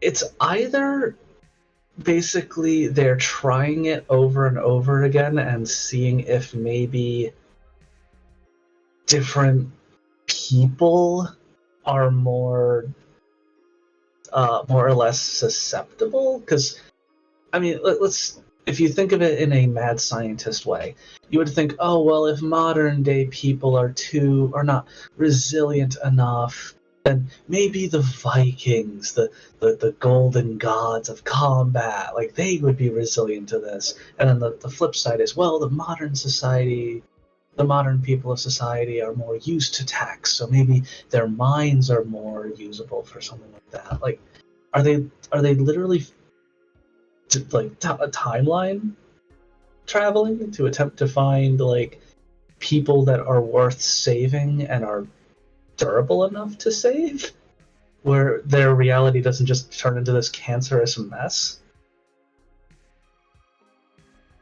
Possibly. I think the flooded area is stuck in a loop. It goes to a certain point that comes back to its split part. And certain AI programs can retain that memory. So Oni has that, and I think the Grand Primarch had it as well. Yeah, because the Oni thing and the Viking thing irks me. It's like, you probably wouldn't be modeling or naming things off of such old ideology if you didn't necessarily have a part in it. Like, why would you be naming a protocol or a group or an organization after an Oni or Vikings, in which you're having actual robots with memories and the feelings and the belief system of a Viking?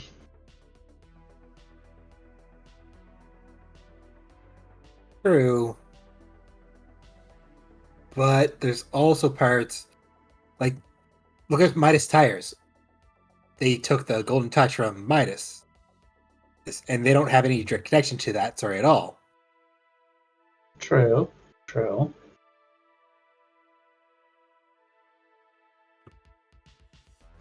I think from Bjornbot's wording and that mannequin AI was just too on the nose. I'm fairly positive they just are attempting to shove human intelligence, or at least the memories of people, into a safe storage of data to preserve humanity, and it is not going well. Trojan virus, yeah. Trojan horse. The pony, do not worry about pony, Black.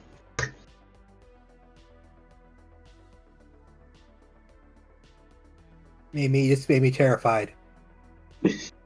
Because what if it was trying to upload Joe's mind but download something to it?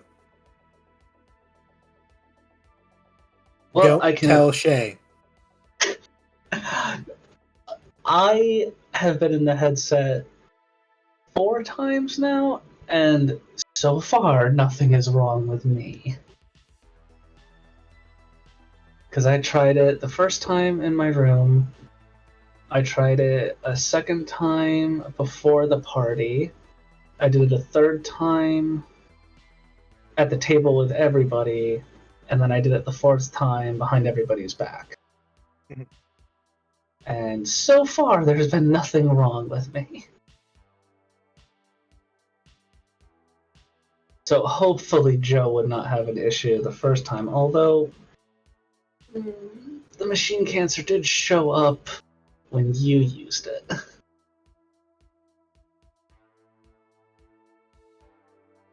Although it was my headset, so it could have been just the final overflow. We did have an extra AI in there as well. I'm pretty sure that it sprouted machine cancer because Oni interacted and tried to yank me out.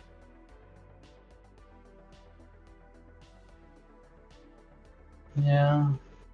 It's just hard to say because that system did interact with Lydia too, and unless that just this whole time that headset's been compromised, because that's the same one that the mannequin showed up in mine. That's the second time it's showed up now while you were in it. Yeah, but we would have noticed something when we were tinkering with it, hook the phone up to it, wouldn't you?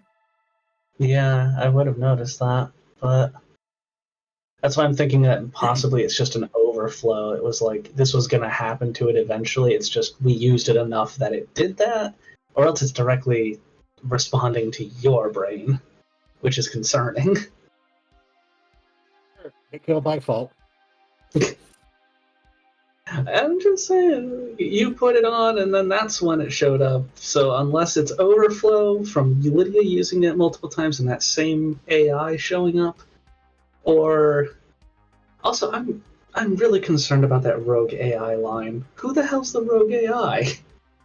The only people in there were you, Bjorn, and that thing.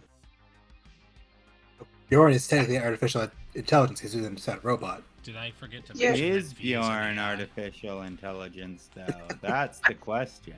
We are all AIs. We're clearly the rogue AIs. My dad's just trying to delete us all.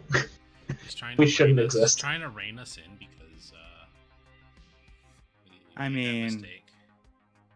Is it possible we're already all in a simulation and the rundown world is what our actual world is? Oh no. What is I mean, not a simulation? I had that. I still kind of have that theory that like we are we're not AIs, we are people, but we're just happen to be unfortunate test subjects, and we are rogue, and we're not waking up or anything. That is my other theory, but I have no idea. Yeah.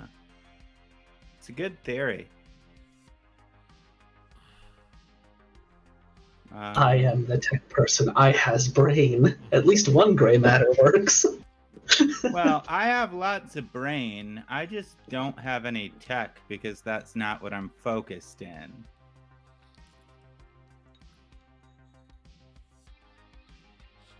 I think during that break, Lydia just shoves in one of those delicious Mountaineer protein bars. Hell yeah, protein.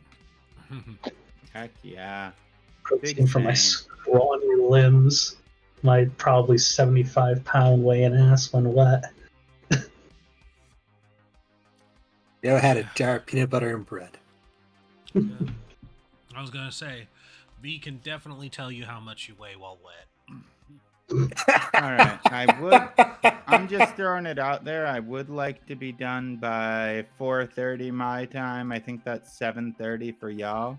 Okay. The next 40 Just minutes. because I do have a game that starts at 6 my time and I want to have time to get something to eat myself. So our what would be our normal start to stop time don't run over. Yeah. Cool. Can So- do. Shae, keep an eye on the time as well. So let's hit the ground running, y'all. Yeah. Get your gun ready. Let's run. All right. So the scene returns to everyone kind of like packing up, getting ready. You've had a quick break, got some snacks in you, buried these cancerous machine parts away from the rest of the copious amounts of tech that was surrounding it. Probably for the better. Who knows? We did Is there it. We anything did left it. of the bot sacks? I know it was shattered, but anything usable at least? There are some shards. Yeah. Does it have the half? The haft is intact. The blade part is broken. I'm taking half. Okay. It's still blunt. That's true. All right. Joe has you a got it. staff, we have the power of friendship, and V has a gun. All we need is God and anime, and we're golden. Now all that's left is to kill God. All right. So, off in the distance, you hear the cacophony of distant chirps in one direction. Looking around outside, it is very, very grayscale, except for wherever light hits, or direct light hits, I guess I should say.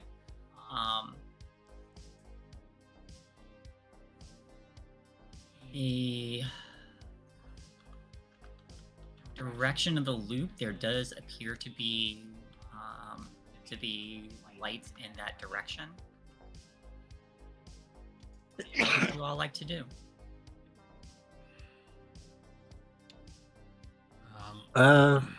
We should leave a note for Tracy if she shows up here without us.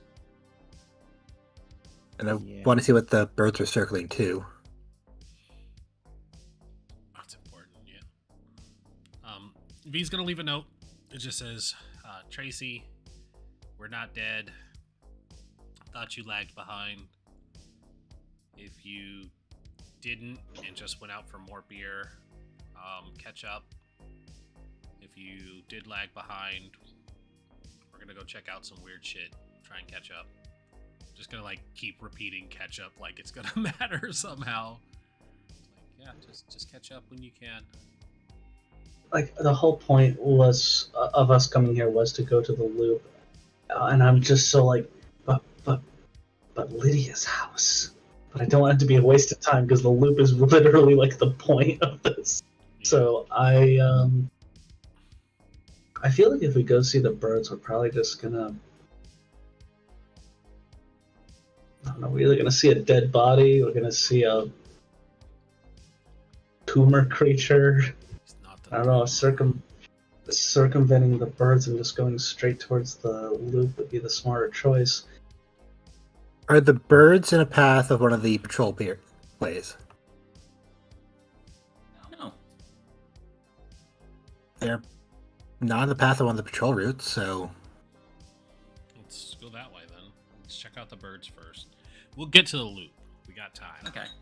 Yeah, it's a little. The direction of this murmur of birds is a little askew to the loop, but it's not a huge. It's not a huge diversion. As you all make your way in that direction, are you trying to be sneaky, or are you trying to move quickly? How are we doing? Joe's trying to be a sneaky bitch. All right. I think sneaking is the right move here. Can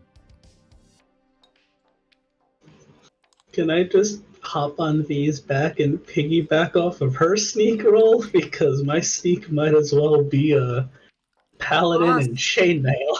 Possibly. I need everybody to roll a sneak. Oof. Shit.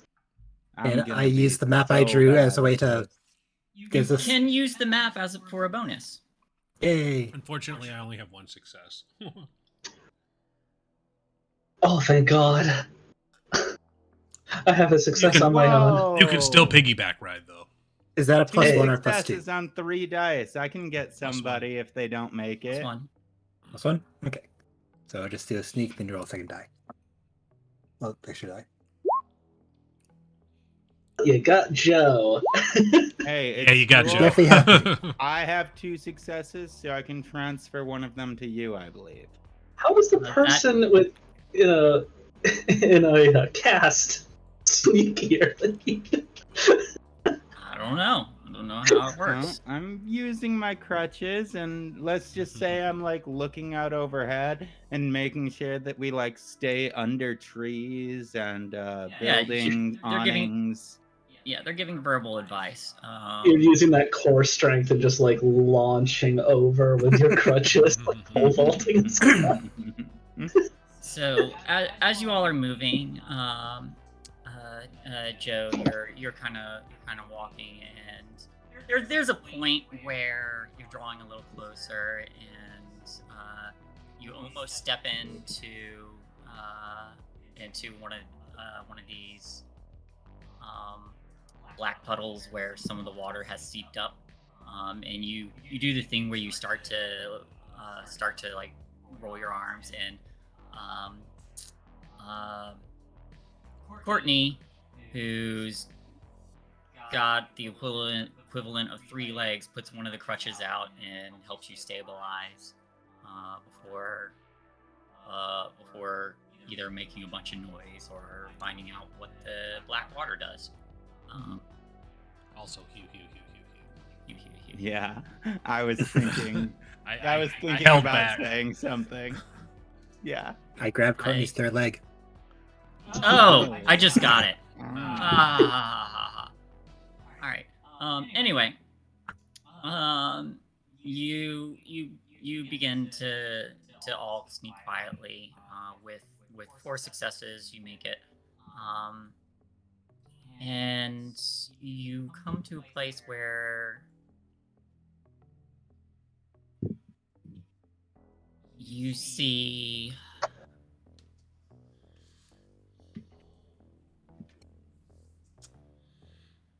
you see 3 forms,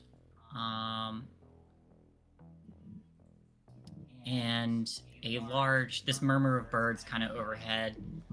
There is just an area that is completely blanketed with those same like mutated one-eyed crows that with the teeth. And there's a couple things you see.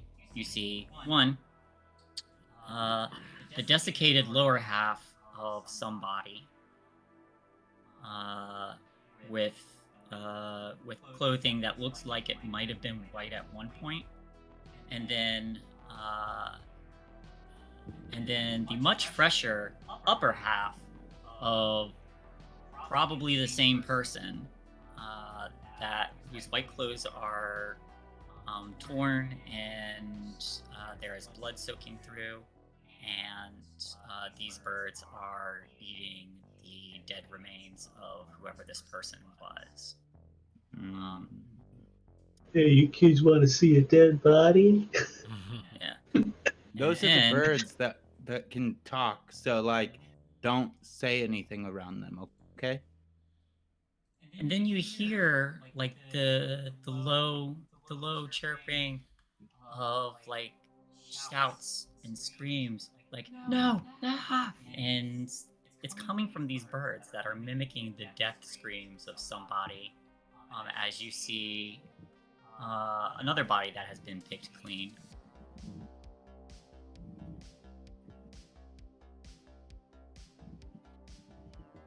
They don't seem to notice you. Kitty? It's a bit too many for Kitty.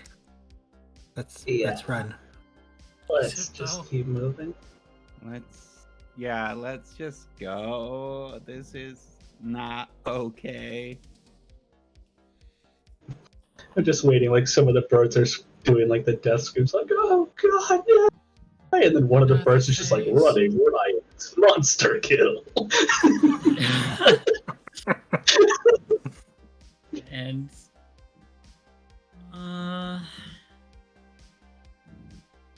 I would like one person to give me a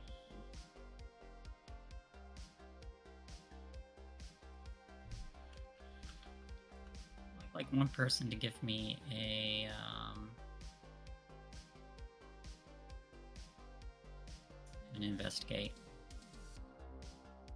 I can do that. Mine would be 6 die. Oh. Mine is 7. I believe it's on you, Krim. All right.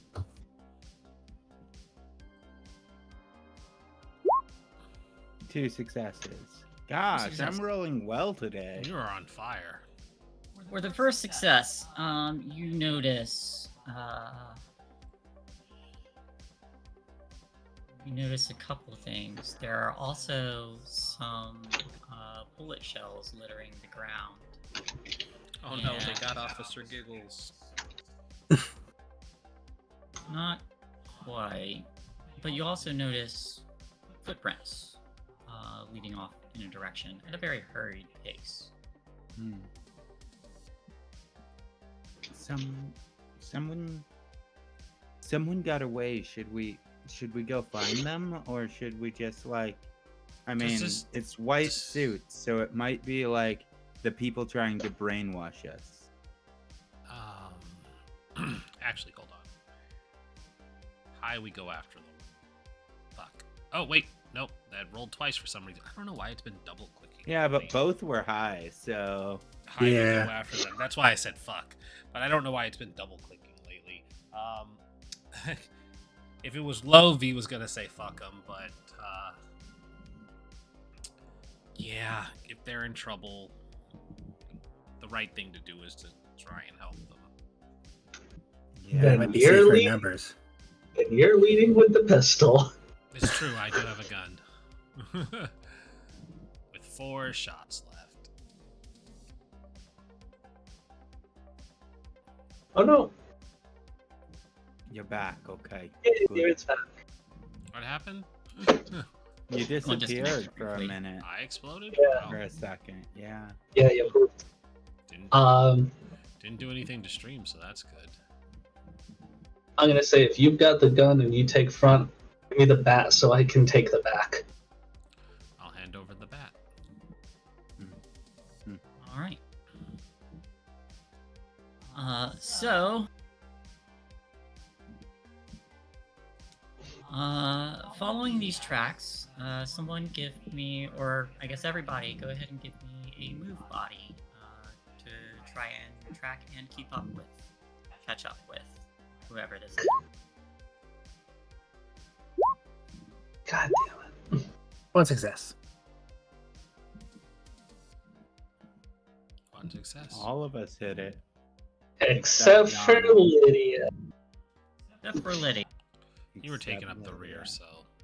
Yeah, it's fine. If I'm like 100 feet, 200 feet back, whatever. I've got a bat. It's okay. Alright, Lydia, you who are kind of like trailing behind,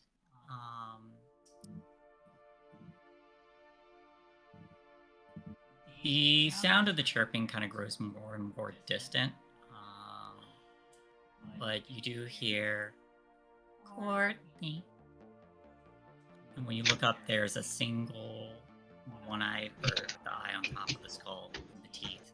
And it hops forward on this branch, and it flutters to another branch that's closer to you, and it just seems to be following.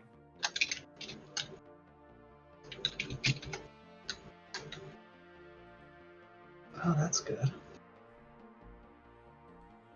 I'm just gonna repeat back Courtney, like, as a question, like, Courtney?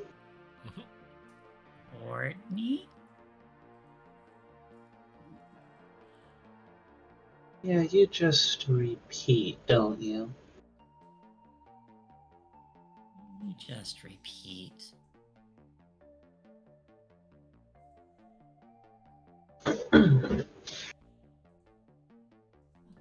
No, I don't want to die! It says. You just repeat. I'm trying to think if I can trick this bird into saying something. I'm gonna say, I found you. Stop running. I found you. Stop running.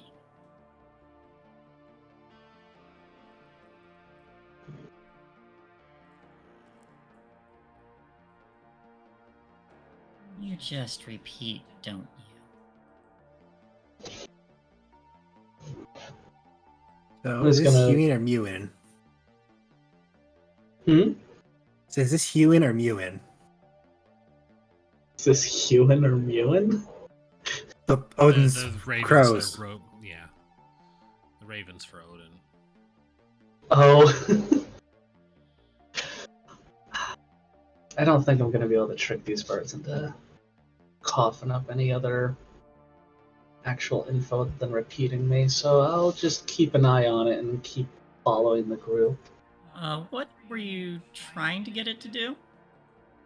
I kind of just wanted to see if I managed to say something that maybe somebody else had said to the person who started screaming, like, I don't want to die, like, just triggering the bird to have... Give me a...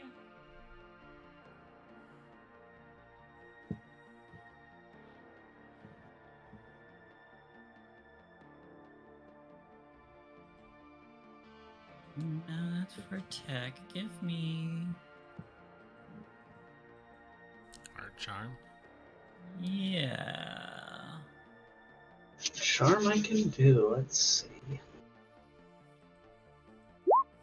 2 successes. Nice. It is now your pet. I owe You you, can- Eldritch. You can form a lasting relationship with this monster. Some of these will not apply, but you do have bonus effects. They will keep believing you. I don't think that applies. You have formed a lasting relationship if you want this creepy bird to follow you around. They will take risk for you. Probably not. They will try and persuade others into believing you. I mean, I suppose you can trick it into sharing information with the rest of the flock. You can scare it off if you want to frighten it, or confuse it, or impress it. The bird's infatuated with you.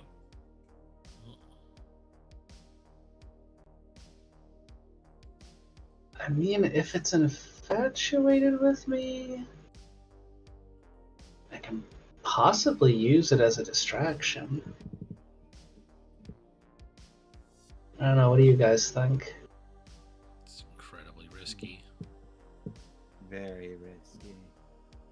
Honestly, I would just have it like go impart something to the flock, like come up with a message that it would like then spread amongst the flock so These they people would are say all right. those words. That is a good point. Are these...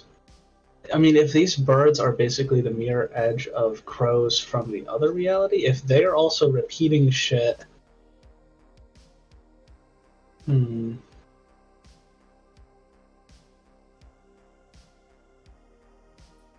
That depends. It does, however, say something else. And you hear a female voice say,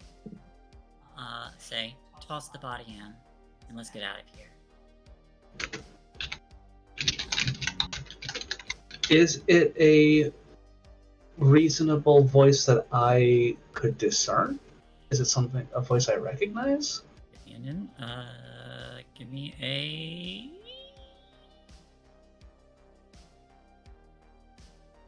You know what? I will let you spend that +1 to recognize it, yes. Do that then. Do you want to decide whose voice this is? Oh. Or would you like me to decide?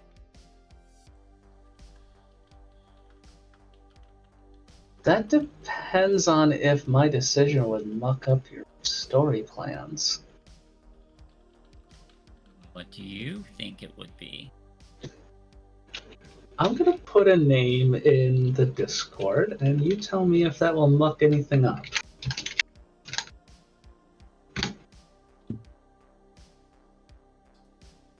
You know, I was thinking the exact same thing, so yes. Let's do it! Let's Yeah. go. You recognize the voice of your mother. Son of a bitch. Okay. Alright, with a horrified look, I'm just gonna scoot from that bird and get as close to my friends as possible. Wow, my family is ass. Can we leave? There is a moment, as you were waiting here, some kind of drone does fly overhead, and this one-eyed raven, like kind of tilting its head to see you, like straightens its head up, and then flies away just as a drone with lights kind of goes over the area.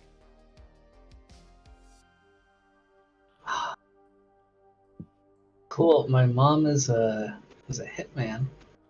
Huh? It's kind of hot, really, but not really the right time for that, is it? It is not the right time for that, no. Okay. Yeah, I'm just gonna catch up with the group and be like, think my mom might be a murderer. Oh, that's not attractive. No, murdering people is bad. You all hear So- another gunshot, Oh. and then Are we heading another, in the right and direction? then two more. Okay, so I don't know what my dad does for a living anymore, but I think my mom is a hitman. What if he's the one who sent her? I'd say that's likely. Why do Do you you think have an that? oppressive mom, or you have a 'Cause now murderous she's mommy suddenly out and here an killing oppressive people? daddy? That's so hard. Okay, so you know how those birds were mimicking things, right? It was like Courtney. Tracy. It stuff said like my that. name again? It did, yes. Oh my god. And I was kind of talking back to it, seeing, poking, prodding to see if they'd say anything. And it mimicked my mom's voice. It said, toss the body in and let's go. Looks back towards the corpses were. Yeah, that might have been. Oh dear. You think that might have been your mom? I think my mom might have did that, yeah. I mean, do you think Yeah. the body is your mom? The one in white? No, I think my mom did that to that body. So we might be tracking your mom down right now. Who is? Murdering people. Or Did- just defending herself from monsters. I did kind of tell my dad about the Prestons, and he did get really pissed off, and we did kind of hear him sort of put out a hit on the Preston. Oh. That's something. So we just got somebody murdered. Great. That's Guilty Maybe conscience they're not level. being murdered. Maybe their minds are just being erased, which I mean is arguably just as bad. yeah. So that body did not have gunshot wounds on it, right? No, that body was cut in half by the. Or maybe it was somebody with her, and they got attacked by something. Well, because I'm just Maybe thinking. They got attacked by the thing in the lake.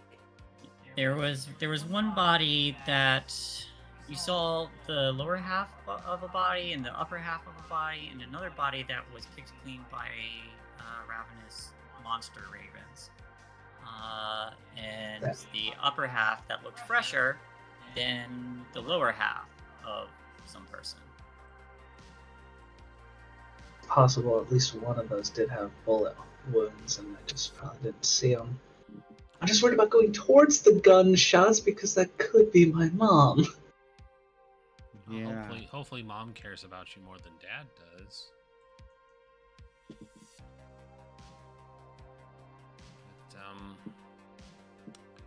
But, why don't we keep heading for the loop and just hope that we don't cross paths with them?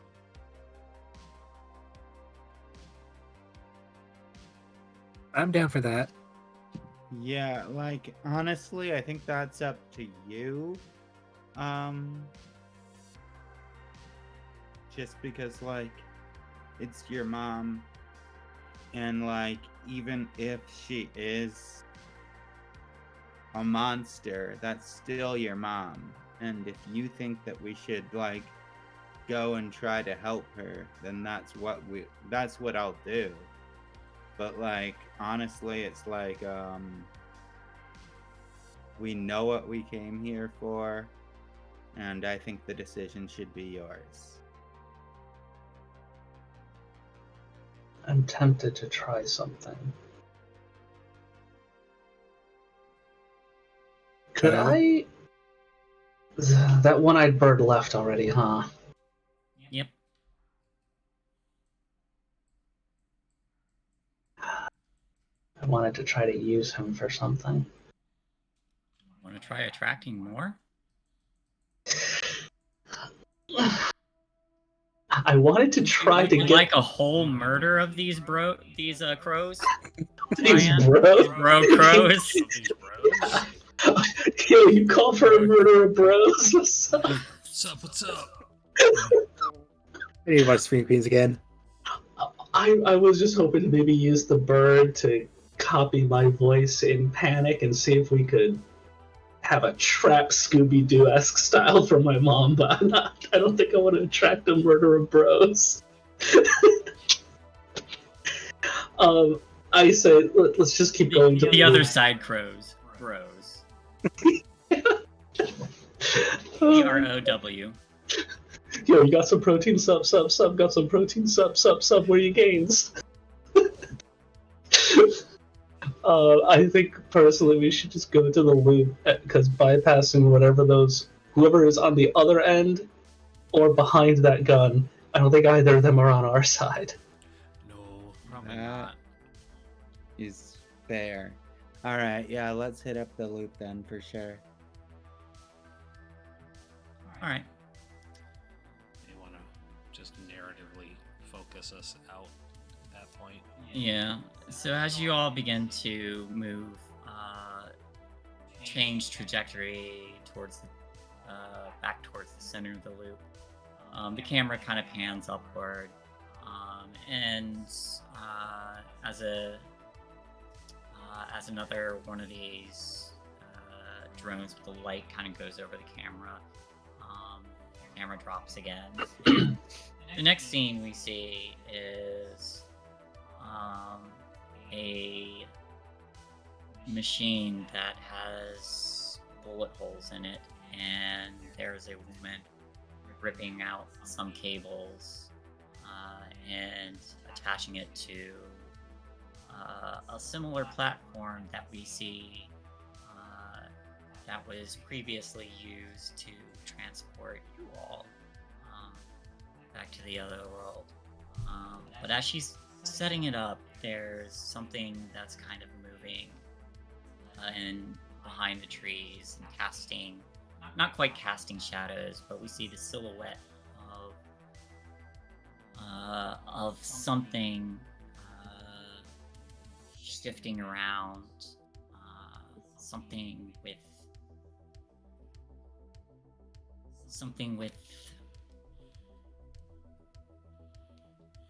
many arms, and it just looks like its form just looks like a stark white instead of the stark black, but like the shadow of a shadow that some of you had seen before. And as she starts to turn around, there's a moment where this thing moves abruptly, and we'll cut it there tonight.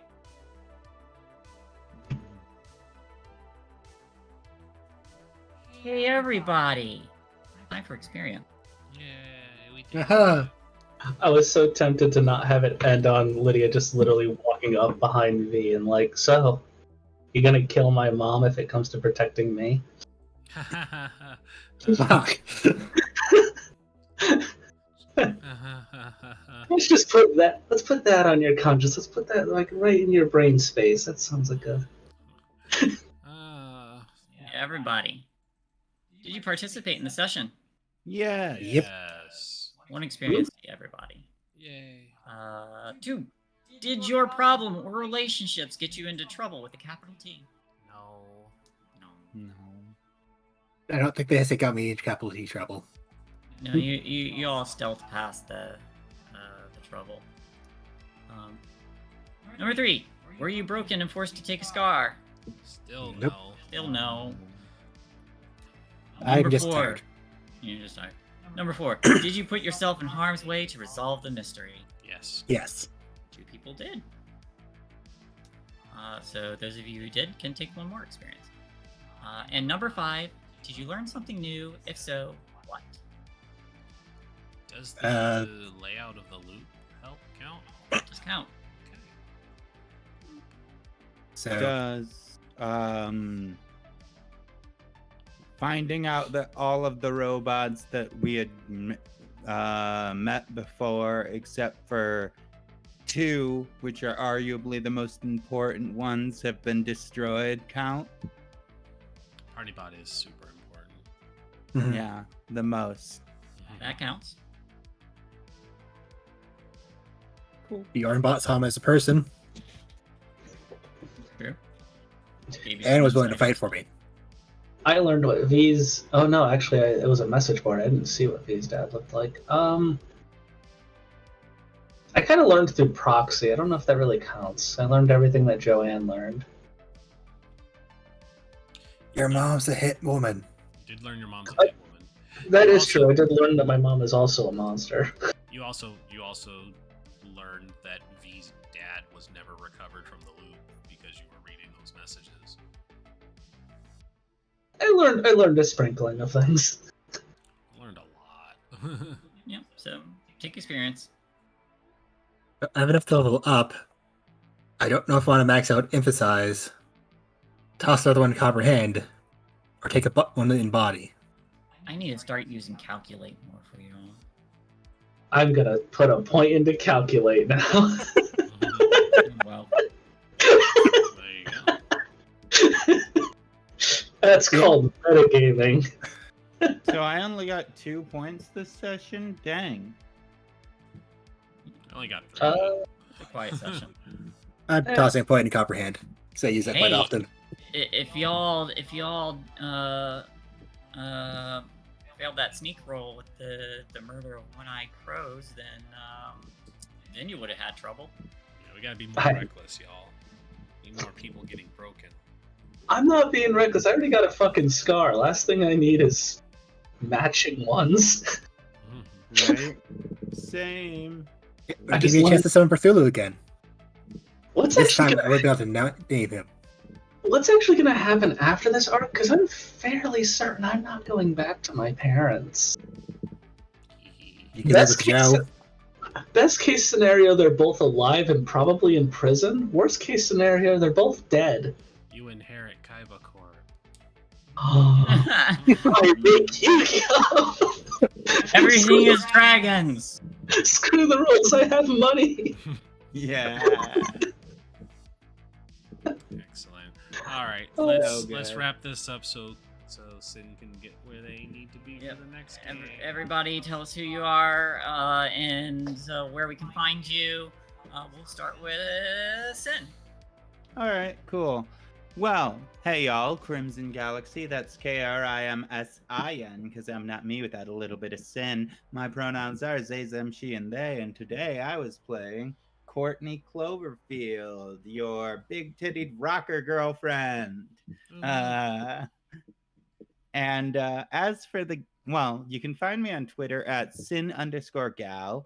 And as for the games you can find me in this week, in just a couple hours, at 6 p.m. Pacific time, which would be 9 p.m.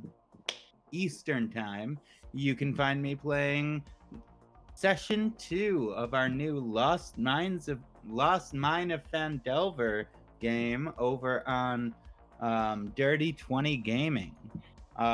Tomorrow you can actually catch a brand new series, Session 1, that's going to be over on Horde of Tales in a game called XII or 12. I'm not really sure how I'm supposed to pronounce that. And that is a game about witches and their demons, and we are trying to decide who is the most worthy of a very powerful magical artifact while navigating our trauma and our promises and convictions that give us the ability to cast spells. As for after that, I think, wow. Okay, so this week is the one that doesn't have many games on it yet. Yeah, I think that's all I have until next Wednesday right now. Wow, I thought I had more than that. Next week's my busy. The week after is my busy week. I have a bunch of bi-weekly games. Alrighty. Awesome. Let's move over to Zaunis. Hi everybody, I'm Zaunis. I'm a D&D tabletop RPG artist / not safe for work artist, twitter.com/Zaunis. And tonight I was playing Lydia Tinsley, the rich snob whose life is actually in fucking shambles and her parents are monsters and I don't know what's going to happen by the end of this arc. And I'll be here every Wednesday. Okay, let's move on over to Doogler. Hello, everybody. I am Doogler93 on Twitter and Twitch. I normally stream Fridays and Saturdays, but I will not be able to do that this weekend because I have to go visit family. Yeah, you can find me here on Wednesdays and most Thursdays, but starting most Thursdays soon. And on the 29th is actually going to be my affiliate anniversary, so we're going to have a special stream that day. Don't know what I'm doing yet, so I'll let you know what it is. And finally, Rindis. Hi, I'm Rindis of PartyWipeGames. You're currently watching our channel. Thanks for stopping by. You can catch us next tomorrow, where we are playing Waterdeep Epic Heist, a extension of Waterdeep Dragon Heist that is no longer 1 to 5, but 3 to level 20. You'll see some familiar faces there, including Doogler and Shae. You won't see Doogler's face, of course, but you'll hear his voice. Tomorrow's going to be fun, and Friday there's nothing. Saturday will be Rime of the Frost Maiden. Sunday is nothing. Monday is nothing. Tuesday is nothing, but does mark the start of our vacation. Woo! Wednesday will be the last streamed game of the month for Things from the Flood, because we will be on vacation after that. Thursday will be the last streamed Waterdeep Epic Heist, because the aforementioned vacation for the duration of the month. And then you won't see us for several weeks, but then we'll be back to stream on the 2nd of this game again. On the 2nd, there'll be a 2-week break for this game, so not too bad. I, of course, was playing the Street Kid V. She is going through a lot. She got to talk to her dad. In hindsight, I probably should have had a really heartfelt goodbye to her dad, so she didn't get to have a real one. But you know what? It's fine. I think that moment was pretty good, all on its own. So we'll see where that goes, and if she's going to murder for her new girlfriend? ? But we'll see what happens.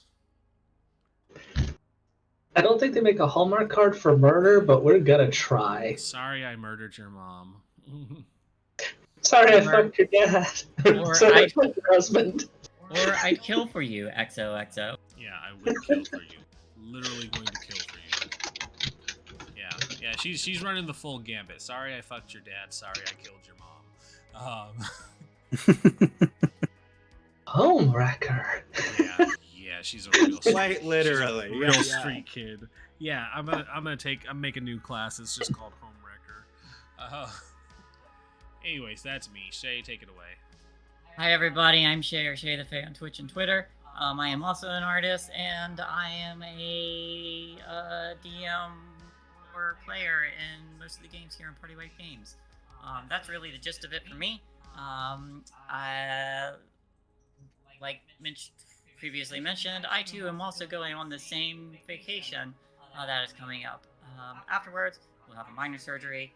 Shouldn't have me out for more than a week, but we'll be back to all the regularly scheduled things, plus hopefully some new games that I've been trying to get off the ground once I got players. But that's it for me. Have a good night, everybody. Love you all. Remember to treat each other with kindness and all that good stuff. Wherever you are in the world, much love. So much. All of my love in your face. My love, my hate, and all of my sorrow. Sorry, that's a Gundam reference. Anyways, so Valdria started streaming while we were playing, so I'm gonna go ahead and raid over to them because they're good people. Yes. We will go see what they're playing. It is the 2nd episode of a new show, which is called Dante's Butte. It's actually Butte, but I would prefer to say Butte because it just sounds funnier, and I know Val would appreciate it. So go ahead and give them a hello, because I recognize 2 other players in there who are also good people. That's Celeste and Cleric of Cord. They're both great players that I've had the pleasure of playing with in several Weave the Tail games. So check them out, give them some love, and we will see you tomorrow. Have a great night. Yeah. Bye. And